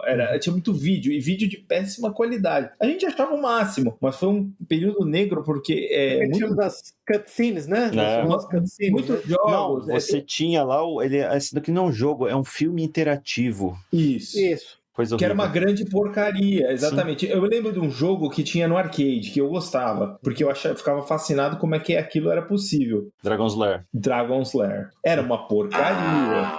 Meu amigo. A mecânica do jogo era uma bosta, mas a gente via no Laserdisc. Era no Laserdisc. 3 ou 4 movimentos que você podia fazer, pulando a montanha não, o poço lá para fugir do dragão, e ficava mesmerizado, falando, gente, isso é magia negra, isso não existe. Magia negra, porque era muito à frente, mas na verdade era um vídeo pré-gravado e você simplesmente estava escolhendo qual que era a próxima cena, era só isso. 3 ou 4 opções da próxima cena. E aí começaram os jogos a ser invadidos por isso, e foi um período negro. Pra mim foi o pior período, que é o período que eu parei de jogar videogame. Você media a qualidade do jogo, a suposta qualidade para a quantidade de CDs que vinha, né? Mais CDs. Um álbum de CDs, pois é. Wing então, Commander 4, acho que vinha com 5, era lendário lá, que vinha com 4, 5 CDs. Com o Mark Hamill, lembra? Que tinha um monte de cutscenes com o Mark Hamill. Sim. O Mark Hamill, que é um ator que, na verdade, fracassou pra caramba até ser ressuscitado recentemente, entendeu? Depois de Star Wars, ele fez o Wing Commander 4, pois é. E você escolhia as cenas, era isso mesmo, viu, Salazar? Salazar, você escolhia a sua reação, dependendo da sua reação, uma cena diferente era mostrada e você ficava assistindo a cena. E era um vídeo totalmente em resolução baixíssima. Sim, 320. Totalmente granular, era uma porcaria, uma tecnologia de compressão. Mas é um filme, você fala, nossa, vocês estão jogando, tem um filme. Imagina a compressão máxima, eles punham lá a compressão máxima o negócio. Não, mas assim, eu acho que em certa medida, nós estamos falando de 90, 94, certo? Em grande medida, o que meio que salvou isso aí, na verdade, foi a introdução de processadores 3D na era seguinte, 95, 99. Tá? O que de fato salvou, porque é o seguinte, teve essa ponte entre os jogos 2D, que eu acho que eles chegaram no ápice com o Super Nintendo, esses videogames do Mega Drive, da Sega, enfim. Só que aí teve uma ponte até os 3D essa ponte, esse gap foi coberto por essas porcarias desses jogos de vídeo, baseado em vídeo. E aí teve um videogame que até era só isso, foi um fracasso absoluto, o 3DO, o 3DO. 3DO. Eu tive o Panasonic 3DO. Eu não tive, era uma porcaria. Eu tive o Panasonic 3DO, uma bosta. Hoje ele tem de colecionador. Professor, colecionador tem merda na cabeça, né? Porque tem um valor nostálgico, né? Mas é uma foi o que porcaria. resgatou. Porque essa foi a era. Essa era de 95 a 99, foi a era do Nintendo 64, do grande GoldenEye. 016 GoldenEye, jogo de first person shooter. Espetacular. É grande. Cooperativo, né? Competitivo, 4 pessoas na tela, né? Ó o Agon aí. Joguei bastante GoldenEye. A gente jogava assim, madrugada jogando em 4, né? 4 buddies, tá vendo? Olha aí, o Manor Band, entendeu? Aí, tão importante pros garotos. Quem foi realmente o responsável por montar os videogames 3D como a gente conhece hoje e popularizar foi a Sony, foi o PlayStation. O Nintendo 64 é que ele tinha jogos muito bons, porque a Nintendo ela sabe fazer jogo, né? E ela tem aquela qualidade. No Dreamcast, que foi o canto do cisne da SEGA, a SEGA fez um monte de besteira, né? O Dreamcast foi já. Ela tinha lançado aquele Saturn que não foi pra frente, aquela merda. Foi um monte de merda, SEGA. Tinha o SEGA CD, que era só jogo de vídeo, era uma. Tinha os jogos. Eu lembro que tinha Sonic CD. Era muito ruim. Mas tinha um monte de jogo de vídeo da SEGA, uma bosta. Tinha um jogo que era In Excess, Make Your Own Video, porque os anos 90 todo mundo era radical, era todo mundo uns Gen Xer revoltado, fumar maconha, entendeu? Uma coisa de louco. Mas era uma porcaria. Meio veinho pra isso já, né? Todo mundo meio veinho pra isso já, mas tudo bem. In Excess, Make Your Own Video, pode procurar. Eu cheguei a jogar esse jogo, não dava nem pra jogar. Mas aí os jogos 3D, que é o que a gente conhece hoje, né? Aí a gente vai pra próxima era, 2004, onde a gente tem o GameCube, mas tem o Xbox. Primeiro Xbox. Eu lembro de discutir muito com o Zeno sobre o Xbox. Você pulou o PlayStation. E o PlayStation 2. Você pulou o PlayStation 1. O PlayStation 1 que foi na era de 95 a 99. O PlayStation criou, pra mim, popularizou os jogos 3D. Foi o PlayStation 1. Mas aí o PlayStation 2, no 2000, essa é mais ou menos a 6ª geração de jogos, né? O PlayStation 2 era um dos primeiros que já vinha com a opção já de estar online, né? Começou a ficar online e vinha com um opcional lá para colocar um modem, né? Ainda meio precário. Eu tinha o modem. Eu comprei o modem. Nossa, eu comprei o modem lá. Eu conectava na rede. Revolucionário. Você conectava na rede, entendeu? Você tinha updates de firmware, de sistema operacional via rede, entendeu? O primeiro, voltando àquele negócio que você falou do Final Fantasy, o primeiro Final Fantasy que realmente foi popular, mas assim, realmente foi popular de verdade, foi o do Final Fantasy do PlayStation 1, foi o 7, que ele era cinemático, ele tinha também vídeo misturado, mas aí era já vídeo misturado com polígonos, assim, flat shaded, né, assim, shading, aquele shading mais simples possível, né. Provavelmente essa 2004 você teve o The Sims, que eu nunca me interessei, mas eu acho que o Zeno The Sims eu nunca joguei. The Sims também. The Sims não. Counter-Strike, também um negócio que não. E o Diablo 2, que é grande. Eu joguei Diablo 2. Diablo 2 foi muito legal. Diablo 2 também é um jogo importante, viu? Porque foi um jogo que popularizou a merda que hoje é uma doença que é o jogo baseado em loot. Ah, verdade, foi o Diablo 2. Tá? E eu li uma pesquisa, e posso depois pegar e botar nas notas, que foi um cara que ele estudou mecanismos de cassino e falou assim, cara, a gente vai criar que é tipo um ciclo de dopamina, que você vai estar sempre ganhando alguma coisa, você vai matar o bichinho, vai cair um negócio melhor do que você tinha, entendeu? E aí criou o gênero do jogo baseado em loot, que é basicamente 100% dos jogos hoje. Eu joguei uma vez um jogo de estratégia no iOS, que era baseado em loot, que você podia comprar as coisas, a experiência foi horrorosa, porque eu gastei um dinheirão, falei, vou parar com... Eu gastei um dinheiro colossal, vocês não têm ideia. Eu tinha que comprar armas melhores pro meu inimigo, ao invés de ficar lutando e obtendo tanques melhores, mísseis melhores, eu assumia o papel da Arábia Saudita. Falei, eu tenho dinheiro, eu vou gastar dinheiro comprando armas. Eu vou passar o cartão. Passar o cartão. Tem um jogo que fizeram recentemente, chama Pay to Win 2, que Pay to Win, nossa, que ele mostra esses mecanismos, né? Tá vendo? Aqui você vai receber um negócio que não é pra sua classe. Aí isso vai te estimular a continuar jogando. Aí você vai enfrentar um inimigo que é mais alto que um nível mais alto que você. Então você vai estimular, sabe? Ele seca todos esses mecanismos. Mas na sua timeline, eu acho que esqueci de mencionar 2 jogos aí que me marcaram na época, que foi Em qual era? 2000, 2004? Um pouco antes, na verdade, foi Warcraft e StarCraft. 95, 99. Tá, 99. Tá aqui, StarCraft 99. Grandes jogos. StarCraft foi o primeiro jogo que eu vi, assim, disputa ao vivo na Coreia. Durante muito tempo, ele foi uma mania louca. A pessoa em estádio, assistia as pessoas jogando StarCraft. Vibravam, né? Torcida ao vivo. Eu falei, mas que coisa maluca isso. Eu jogo sozinho aqui, todo envergonhado jogando o jogo aqui, não quero falar com ninguém. E o pessoal, eu sou adulto, né? Não deveria estar jogando. Não devia estar jogando, devia estar, sei lá, bebendo, né? Lifting weights, eu não sei, ou caçando alguns animais, não sei. Mas se você vai falar dessa era, Zenon, interessante você falar de 95, 99, se você vai ser assim extensivo nessa era, então Final Fantasy VII, o Metal Gear Solid, Resident Evil, Medal of Honor, Tomb Raider, olha só, tudo 3D, Gran Turismo, StarCraft, Quake, Unreal, Command & Conquer, Age of Empires. Esses não eram 3D, eles eram isométricos, assim, sim, ainda. Isométricos, sim. Eu vou te falar o jogo, assim, tudo tá conectado, né? A Liga dos Leigos, todos os episódios têm uma temática conectada, eu acredito nisso, entendeu? Nós somos um filme do David Lynch. David Lynch, quer dizer que é um podcast ruim, né? É um filme de David Lynch. No 150º episódio, a gente vai revelar a linha, o fio que liga todos os episódios. Que liga todos os episódios. Cara, é um episódio 150. A idade vai ser a idade acumulada de todos os parceiros. O jogo que criou esse jogo, eu estava lá, por acaso, ele caiu na minha mão esse jogo um dia, um colega falou, joga esse jogo aqui. Qual jogo? Ele me deu um disquete. PC. Eu jogava videogame pra caramba, né? A pessoa vai ficar sabendo que eu sou bem viciado em videogame, mas... Gamer. Dane-se, enfim. O cara me deu o disquete, aí eu cheguei em casa, botei o disquete assim, apareceu assim, um logo de uma empresa que eu já tinha jogado algum jogo, que é uma empresa inglesa, chamava Psygnosis. Você não vai falar de Shadow of the Beast, não, né? Então, esse era o jogo que eu já tinha jogado, Shadow of the Beast, mas era um outro jogo. Era assim mesmo, boca aberta, assim, me arrebatou. É o jogo que criou o gênero do Warcraft. Adivinha o nome do jogo? Duna. Ah, jogo Duna, é verdade. O filme do David Lynch.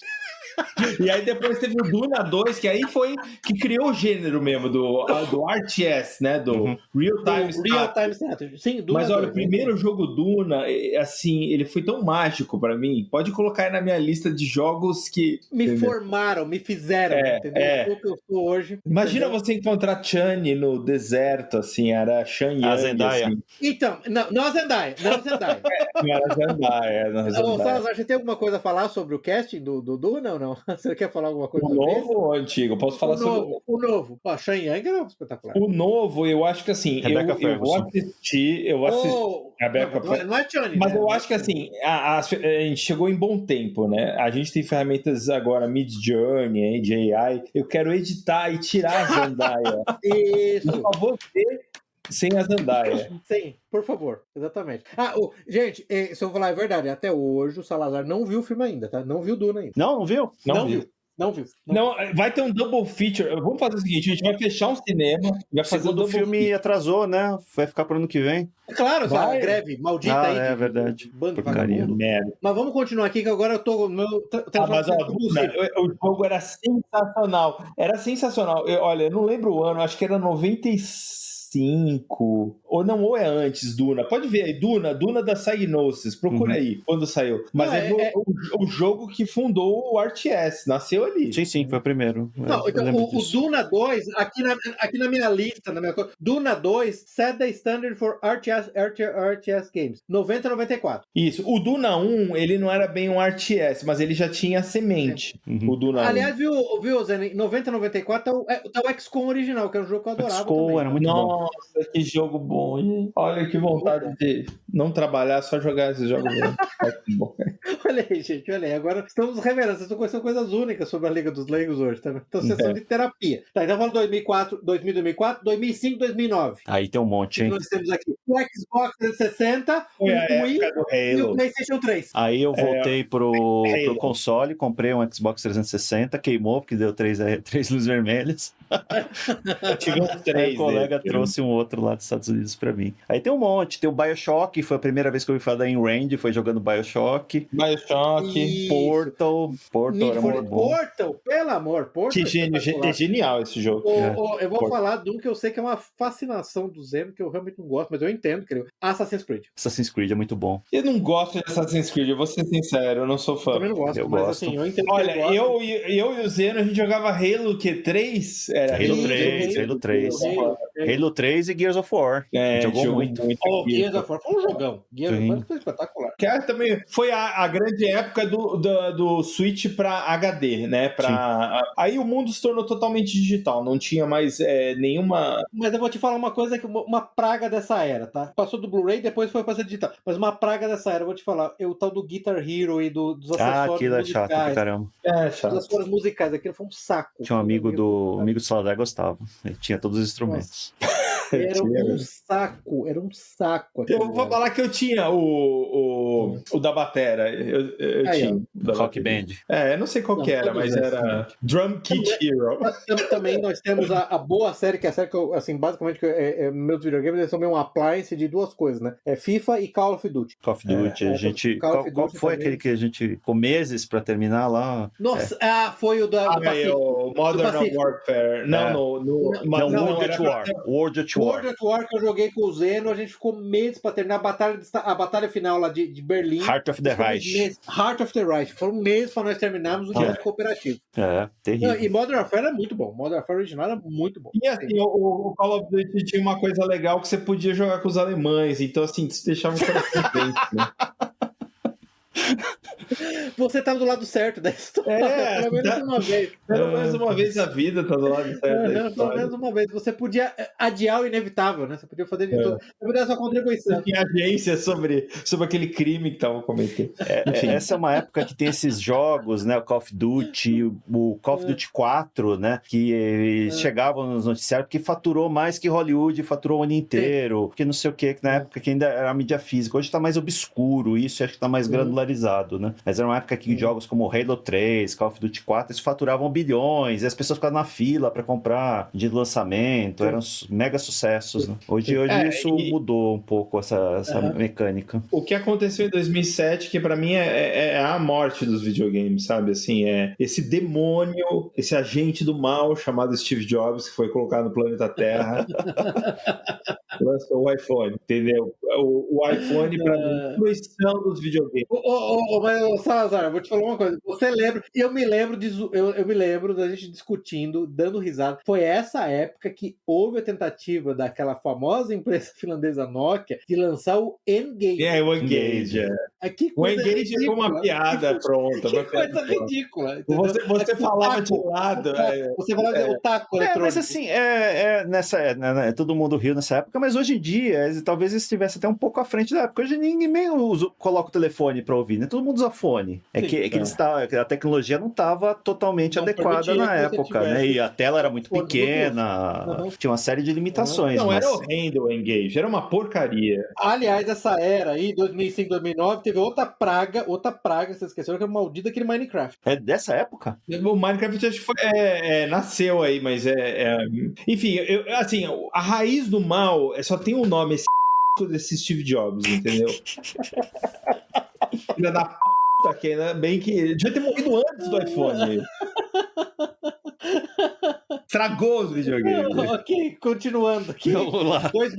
2010, 2014. Nós temos o Nintendo 3DS, PlayStation Vita, PlayStation 4, Xbox One. Os portáteis, assim, foi... A Nintendo, como ela teve um sucesso muito grande com o Game Boy, a indústria dos videogames, o que é, né? O executivo, ele fala, não, tem um mercado aí, né? Tem um tamanho. Você começa a fazer aquelas merdas de total addressable market, aquelas merdas de executivo. E aí começaram a lançar esses Vita, PSP antes, né? Eu tive um PSP. Esse mercado do mobile, mais uma vez, Steve Jobs matou isso aí. Sim, no tablet e smartphone. Eu nunca tive, mas eu acho que o que marcou essa geração era os Pokémons, né? O jogo de Pokémon, então, acho que todo... Isso, Pokémon. O Pokémon foi dos anos 90, na verdade, né? A febre começou no Japão, demorou pra se espalhar no mundo. Eu tenho até uma história pessoal que eu fui atrás do Pokémon. No mundo real? E eu fui. E na Ele época, era o Pokémon. jogo de Game Boy, você comprava no camelô. Você comprava na Santa Efigênia, tinha uns camelôs, assim, Sim. né? E aí você comprava. E eu não conseguia achar o Pokémon. Eu queria jogar a porra do Pokémon. Eu tava curioso, já era adulto, olha só. Vem aqui, garotinho, vem aqui que eu vou te mostrar o Pokémon. Entra aqui nesse banco aqui. Não.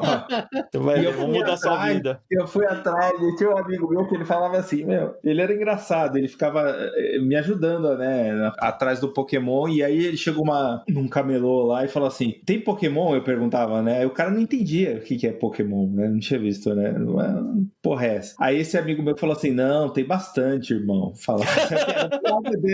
tem Pokémon? Não, tem bastante, irmão. Falando de Pokémon também, na época que tava passando desenho, né? Foi uma febre lá na virada dos anos 2000, o desenho do Pokémon e o videogame e tudo mais. Aí minha mãe era professora na época, aí... Pokémon era coisa do demônio, não tinha justamente. Aí uma mãe de aluno veio falar com ela, não, a senhora sabe o que quer dizer Pokémon? Quer dizer monstrinhos de bolso.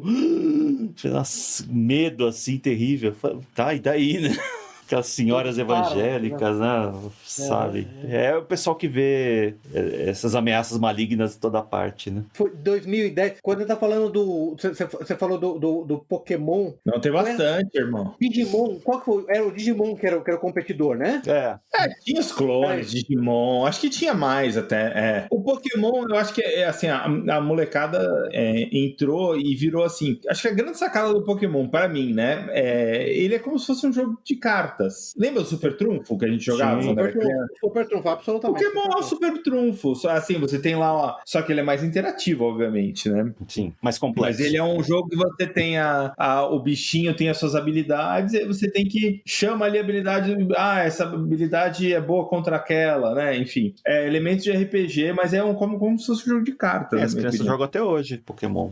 Crianças pequenas que eu conheço que se interessaram, aí não sei se dura. É extremamente popular, viu? Uhum. É extremamente popular. E eu tenho até um amigo que joga aquele Pokémon ridículo de mobile. Tudo que é mobile é uma bosta. Deixa eu deixar bem claro aqui. Né? Se eu já não deixei bem claro. Nossa, impressionante. Você tá mandando mensagem mixed. O que você realmente acha do Steve Jobs? Fala pra gente, tá difícil de entender. Você não tá sendo claro, né? Não tá sendo claro. Tá difícil de entender o que você acha do Steve Jobs. É ambíguo. Que era casado que é óbvio isso, entendeu? Deus do céu. A edição vai dar um trabalho. Esse episódio sim, agora sim. Bom, vamos lá, 2014, 2018. Não, pera aí, só uma coisa antes. O Salazar tá falando desse jogo do Pokémon GO, né? Que você tem que ficar andando lá caçando os Pokémons. Tinha um outro que eu sei que existiu, que acho que era do Google, chamava Ingress. Vocês chegaram a conhecer isso? Você tinha que ir nos locais. Sim, o Ingress, ele é o pré-Pokémon GO. Você tinha Na verdade, a empresa, a Niantic, que criou o Pokémon GO, é que criou esse Ingress. Tem uma relação com o Google, isso não tem?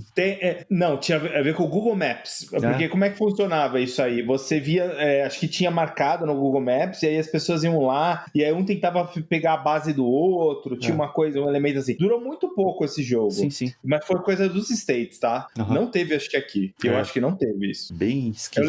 Eu lembro do que eu acompanhava um jornalista americano e ele falava, eu tô jogando Ingress. Isso aí, eu lembro. Nossa, isso aí foi... Esse foi um bônus dele, foi um deep cut dele, um deep cut agora. Deep cut. Ó, a gente tá quase batendo o recorde das 2 horas do Ghost Fleet, hein? Ghost Ó, Fleet, episódio vamos lá. Rendendo. Segue aí. Vai rendendo. Então, 2014 e 2018. Aí, 2014 e 2018 é o Xbox Series X, o Nintendo Switch. O Nintendo Switch, Não é o né? One? Xbox One?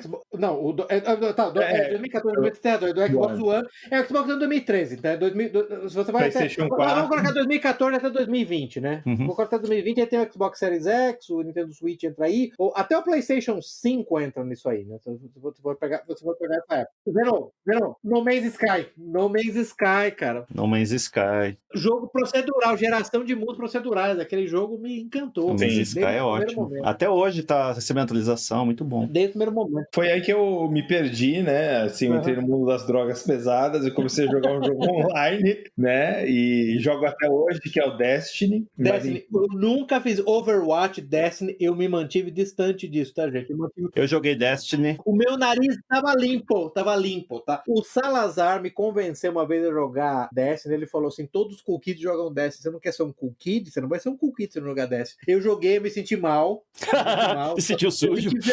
Eu me senti sujo, eu fiquei no banho 6 horas seguidas, me lavando compulsivamente, assim, e não joguei mais. Eu joguei muito Destiny, o primeiro, joguei inteiro, aí no Destiny 2 eu joguei muito pouco, aí o Salazar migrou pro PlayStation, aí eu larguei, aí eu parei. Olha, eu joguei muito Destiny, é onde eu conheci as pessoas mais malucas que eu já vi na minha vida, foi jogando esse videogame. Mas enfim, isso é um outro capítulo que um dia eu vou escrever um livro. God of War, hein? Nunca joguei God of War.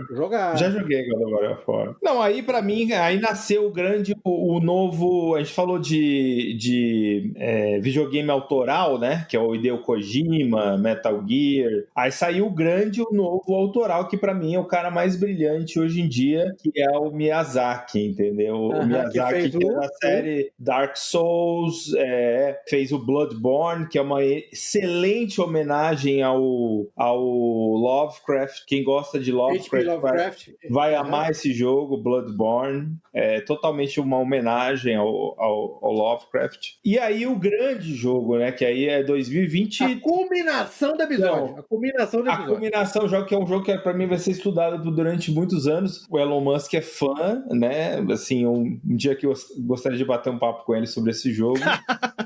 Que é o Elden Ring. O Elden Ring é um jogo que ninguém entende o que é, né? Mas é muito fácil ali entender que é sobre a decadência do homem branco.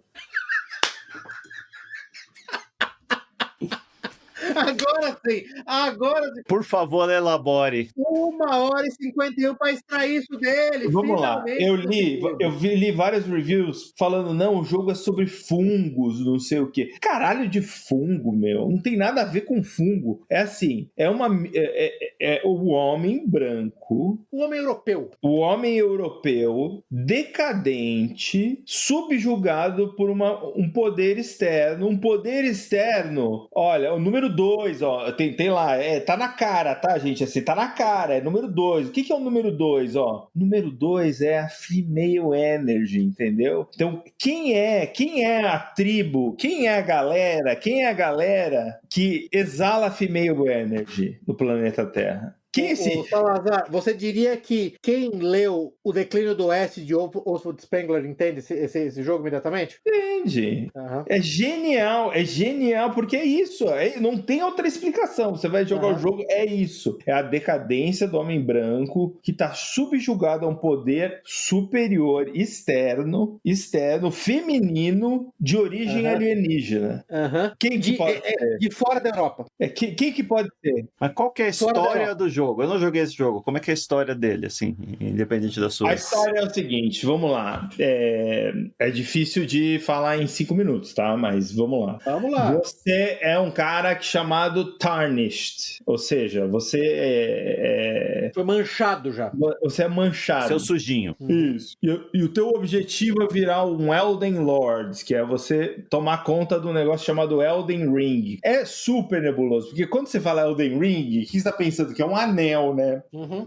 Alguém usa um anel, tipo do Senhor dos Anéis. Não, é mais o Elden Ring é mais ou menos uma runa, né? E essa runa, de acordo com como ela é configurada, ela cria a ordem do mundo. Em um determinado momento, sob influência externa, uma mulher chamada Marika, ela resolveu criar a ordem, a chamada Ordem de Ouro, e ela retirou a runa da morte. Ou seja, ao fazer isso, ela condenou todos os descendentes dela, entendeu? Porque ela mudou a ordem certa das coisas. Ela criou uma ordem artificial, uma ordem, digamos, gnóstica. Ecos de Eric Voegelin e a história do Golem, hein? Exatamente. Olha só, hein? E aí o que acontece? Mais pra frente do jogo, que é bem nebuloso, né? Mas você vai descobrir que essa mulher, na verdade, ela era de uma raça que eles podem se manifestar como homem ou mulher. Eles são como se fossem Eles são trans. Eles são trans. Mas por que ela fez isso? A personalidade dominante foi a mulher. Quando o homem, lá do homem, né, se deu conta que fez isso, ele quis refazer o Elden Ring. E aí deu uma merda federal, assim, olha, o mundo entrou em disarray. E a história Mas aí ele sai numa jornada do herói, é isso? Pra recuperar. E ele sai numa história do herói pra pegar o Elden Ring pra ele, entendeu? Ele quer o Elden Ring porque ele quer virar o Elden Ring. Aí ele chega, ele mata essa vagabunda, e esse vagabundo que são mesmo a pessoa, são dois vagabundos trans. E aí, quando ele mata, aí ele revela quem tá por trás dele. É um bicho chamado Elden Beast, que é um alienígena que tava ali influenciando exatamente a tal das decisões da mulher. Pelo menos é assim que eu entendi, né, o jogo, né, cara? Mas tem múltiplas interpretações. Tem gente que acha que é um bando de fungos. Fungo? Tem a teoria dos fungos. Pode digitar Elden Ring, a teoria dos fungos. Eu acho ridícula. Não tem nada a ver com fungo. Mas Elden Ring é brilhante porque, assim, é a decadência do homem branco.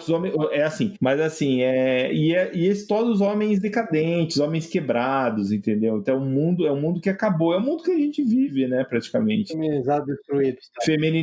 Exatamente. Eles são todos... É o Bugman. É o Bugman. E o que acontece? O que acontece, né? Como é que o conflito acontece? E aparecem os tais dos Tarnished. Depois, mais pra frente, na história, você descobre, né?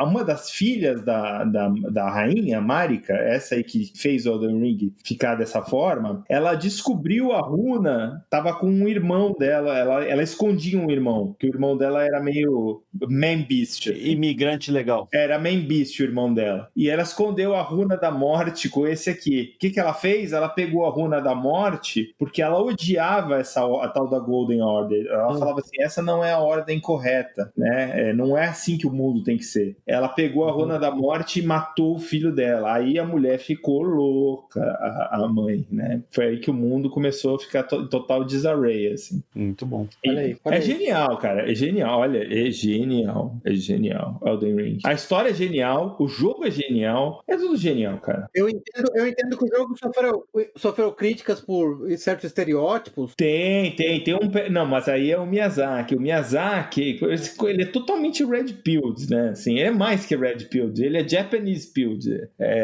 Ele é sushi pilled.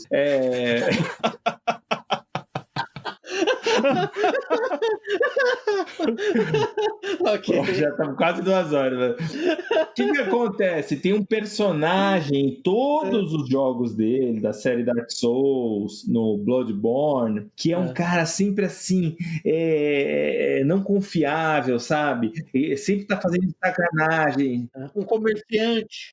Ele é geralmente comerciante. O nome dele é Patches. Aí você digita na internet Patches e olha a cara dele. Aí você assim, nossa, que cara curiosa, né? Patches Elden Ring. Aí você assim, ele tem um nariz assim meio em forma de gancho, né? Que coisa interessante. Que coisa interessante, né? Por que será? Aí vem falar pra mim que isso que não tem nada a ver. É uma coincidência. Em todos os jogos é uma coincidência, tá? Em todos os jogos aparece esse cara. Bom, no primeiro jogo, que é o Demon Souls, que ele fez dessa série Souls, que é um jogos bem difíceis de completar, né? Acho que eu tentei jogar esse Demon Souls e desisti. O Demon Souls, a primeira vez que você conhece esse Patches, ele te empurra num buraco saco pra você morrer, tá? Primeiro ato deles. Por nada? Por nada. Tá. Ok. Eu acho que eu desisti desse Demon Souls. Bom, eu vou dizer uma coisa. Se tem uma jornada do herói, que a gente vai ver, vai ser a edição desse episódio. Eu não queria ter que deter esse episódio. Essa vai ser uma verdadeira jornada do herói. By the way, Salazar, você terminou, Elden Ring? Terminei. Eu joguei várias vezes, Elden Ring. Você não tem ideia. Tem side quest, não tem um negócio Não, assim? tem vários finais, só que assim, vamos lá, não tem um final bom, tá? Jogos desse cara nunca tem finais muito bons. Felizes. Então tem um final que você vira Elden Lord, mas você abre espaço para uma outra influência negativa. Tem um outro que o final mais feliz é o final que você eles chamam que é a era da... Então assim, até então a era Golden Order, né? Da ordem falsa. E aí vira a ordem das estrelas. A ordem das estrelas é a ordem zodíaca. Ô Salazar, entendeu? Você diria que a Golden Order é a ordem da Goldman Sachs? Eu diria que é a ordem da Goldman Sachs. Tá. Goldman Sachs, cara. É a ordem das estrelas. A ordem das estrelas que é o final bom, vai. Uhum. Que a filha dela é a que ela ascende a tipo... Ela vira uma deusa, a filha da Marika, né? Uhum. Que é a Honey. Esse é o final bom. O resto tem um final que você vira um lorde de merda. Literalmente, de merda. Você vira o rei da merda. Mas tipo a Libéria, assim?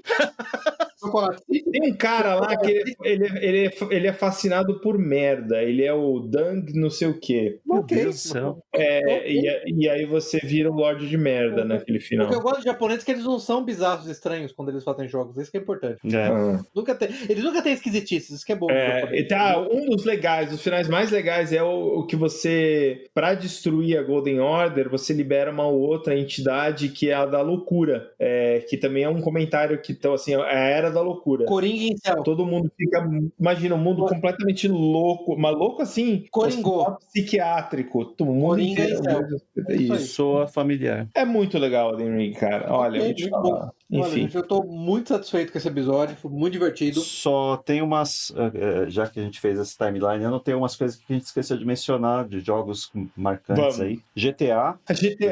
Sim. GTA Vice City. Red Dead Redemption, joguei bastante também. Que é de 2010, né? 2010, né? 2010, GTA, inclusive, foi o que gerou mais debates sobre violência. No Congresso Boomer, né? O Congresso Boomer se reuniu, fala que isso é um absurdo. Um jogo que eu lembro que o Salazar falava muito, que eu nunca joguei, que é Shadow of the Colossus. Legal. É um jogo conceitual, é bacana. É um jogo que você... O objetivo do jogo é você tem que matar umas bestas, né? Vários tipos de bestas. Só que ele tem um tom filosófico que à medida que você vai matando as bestas, você vai notando que você é tipo você é o vilão. Títere. Você é o vilão. Você vai notando que você é o vilão. Aí no final você descobre que você matou uma raça de seres que tinham uma sabedoria infinita, assim. Mas, Zé, você falou do Red Dead Redemption, o Redemption 1 ou 2? Porque o 2 é de 2018, o 1 é de 2010, tá? O 1 é melhor, né? O que o 2, não é? Eu só joguei um. Eu não joguei. Outro que me marcou aqui, que eu joguei bastante também, é aquela série do Batman. Mass Effect. Mass Effect. Mass Effect é muito... Mass Effect eu não joguei, mas esse que é um jogo muito bom, né? Mass Effect, os 3 primeiros são muito bons. Então, teve até eu até encontrei uma tese de doutorado de um psiquiatra, antropólogo sobre o Mass Effect. Tá? O Jornada do Herói do Mass Effect. Ele tá remasterizado lá no Marketplace. Eu até baixei lá, mas não tive paciência pra jogar ainda. Tem que ter paciência porque são RPGs compridos, mas valem a pena, porque a história é muito boa. E um jogo que meio que foi um divisor de águas que a gente não mencionou, que é Doom, né? O primeiro Doom. Sim. O primeiro Doom vamos lá, é muito importante. É da era dos anos 90, 95. Ele criou o FPS, basicamente isso. Na verdade, quem criou foi o Wolfenstein 3D, mas enfim. É um sucessor natural. Mas é o cara que solidificou. É igual você pegar o Duna, o primeiro Duna, ele tem as sementes do RTS, mas criou o RTS mesmo é o Duna 2. O Duna 2 criou o gênero de RTS. O Doom criou o gênero completo de FPS, que aí depois veio o Quake. Tem um jogo que eu gosto aqui, que eu joguei bastante, que eu recomendei pro Pepper, ele me ignorou, que é o Subnautica, é um jogo mais recente. É um jogo de sobrevivência. Então, eu tenho pouca paciência hoje, assim, eu até gosto de jogar esses jogos indie, mas eu não tenho tempo, né, por assuntos familiares. É uma questão de tempo, realmente. Eu tô me guardando pra jogar Starfield. Starfield. Tô me guardando pra jogar Starfield. Será que vai ser legal o Vai ser Starfield? uma bomba, vai cheio de bug, vai ter um monte de gente reclamando. Não, todo jogo pra ele é uma bomba. Todo jogo vai ser uma bomba. Não, eu tô dizendo, vai ter... Não, eu vou te falar assim, eu gostava muito desses jogos da Bethesda, tá? Então eu joguei o Fallout, Eu não joguei, nunca joguei Fallout. joguei o Fallout 3, acho que eu cheguei a jogar o New Vegas, joguei o Fallout 4, que não gostei, joguei aquele... Skyrim? Muito bom. Não, eu joguei primeiro o Oblivion, que foi no Xbox 360, depois o Skyrim, só que eu cansei daquele estilo de jogo, e eu acho que o Starfield, na minha opinião, é mais um jogo desse, só que numa escala Maior. realmente muito maior. Eu tô com boas expectativas pra ele, mas eu tenho a certeza que ele vai chegar todo bugado, como todo grande jogo chega hoje em dia, né? Cheio de problema. Então, o quê? 20 anos em produção, Não sei, né? Um negócio não assim, sei. né? Quando o jogo veio meio assim, eu lembro do Spore, viu? O Spore, você ia poder ser um micro-organismo e construir uma nação que vai pro espaço. Eu cheguei no final e falei, uma bosta isso aqui, cara. Era uma bosta. Enfim. Mas, ó, o que me preocupa nos videogames hoje em dia, assim, Wokeness. a molecada é imersivo demais. Tem que ficar muito esperto pra quem tem crianças. Sim. Faz parte demais da vida de algumas pessoas que eu acho que de uma maneira não saudável. Eu conheci muitas pessoas assim no Destiny. Não só essa questão de ser imersivo, mas acho que tem um lado que a gente não falou aqui, que é, antigamente você ia lá, comprava o seu cartucho, comprava o seu CD, jogava e ficava feliz, né? Hoje em dia não. Tem jogos que são desenhados para tirar o seu dinheiro, né? Tirar através de microtransações, através de itens em game lá, isso dá problemas muito sérios. São os jogos, tem até um termo japonês, né? Os gacha, né? Os gacha são jogos que é para pegar dinheiro mesmo, né? Que é esses jogos muito de celulares, ó, clique aqui para construir mais rápido, ou clique aqui para ganhar as gemas que você precisa para construir a sua casa. Eu acho que deixar isso aberto na mão de crianças desavisados aí dá problemas seríssimos. Isso é seríssimo. Mas o que me preocupa mais é que eu vi isso muito no Destiny, uma geração de nem, sabe? Aqueles caras nem trabalha, nem estuda, totalmente dependendo do jogo, e como o jogo engaja e ele tem mecanismos de recompensa, de loot, a criança, ela começa a achar que a vida não é a vida real, é aquilo. E eu acho que isso vai ser muito explorado nos próximos anos, conectando com aqueles assuntos que a gente já falou sobre UBI e programas de governo para deixar as pessoas em casa. Eu acho que os jogos vão ser fundamentais como mecanismo de controle. Controle, né? Das pessoas. Lembra aquele filme meio...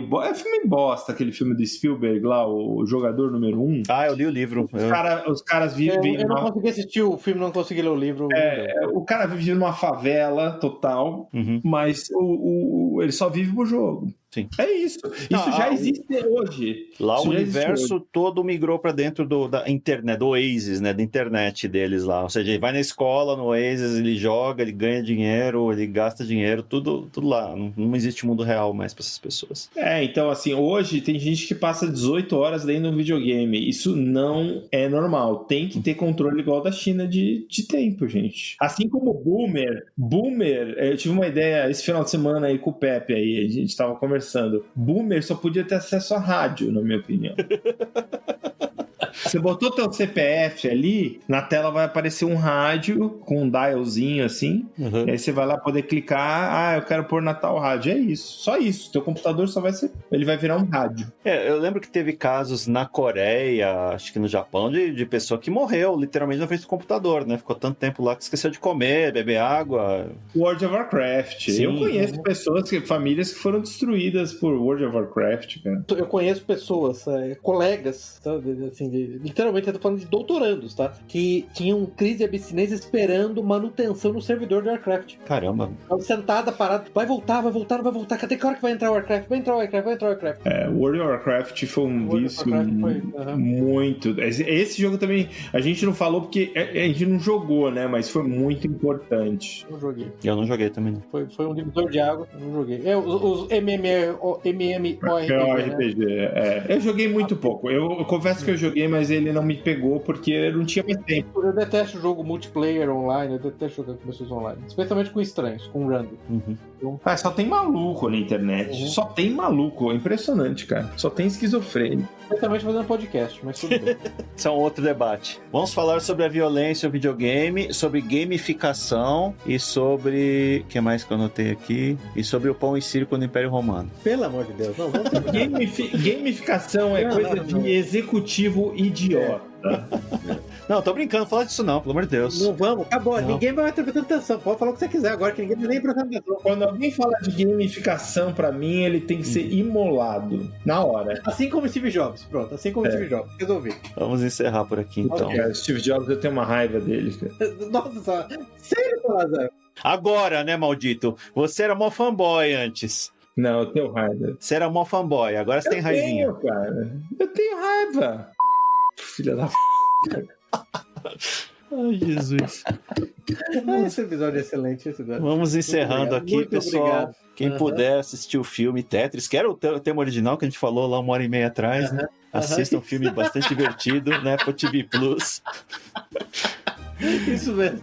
A gente mencionou en passant esse filme, entendeu? Vou me despedindo aqui, Zeno Estoico. Boa noite, Salazar. Antes do Steve Jobs, só pra terminar, antes do Steve Jobs eu vi um futuro para os videogames. Depois, não existe futuro. Máquina do tempo e Steve Jobs com paredão, cara. Ai, meu Deus. Ok. Pepe. Boa noite, assista um filme, leia o livro do Ruizinga, do Roger Caruá. E é isso. Muito obrigado, pessoal. Até a próxima. Encerramos aqui nosso episódio de hoje. Links para os livros, filmes e artigos citados durante a discussão estão no site da Liga. Assine o feed para ser informado automaticamente quando novos episódios estiverem disponíveis. Apoie o trabalho da Liga dos Leigos. Deixe o seu comentário, sugestão ou avaliação no site da Liga ou na sua plataforma favorita. Agradecemos a audiência.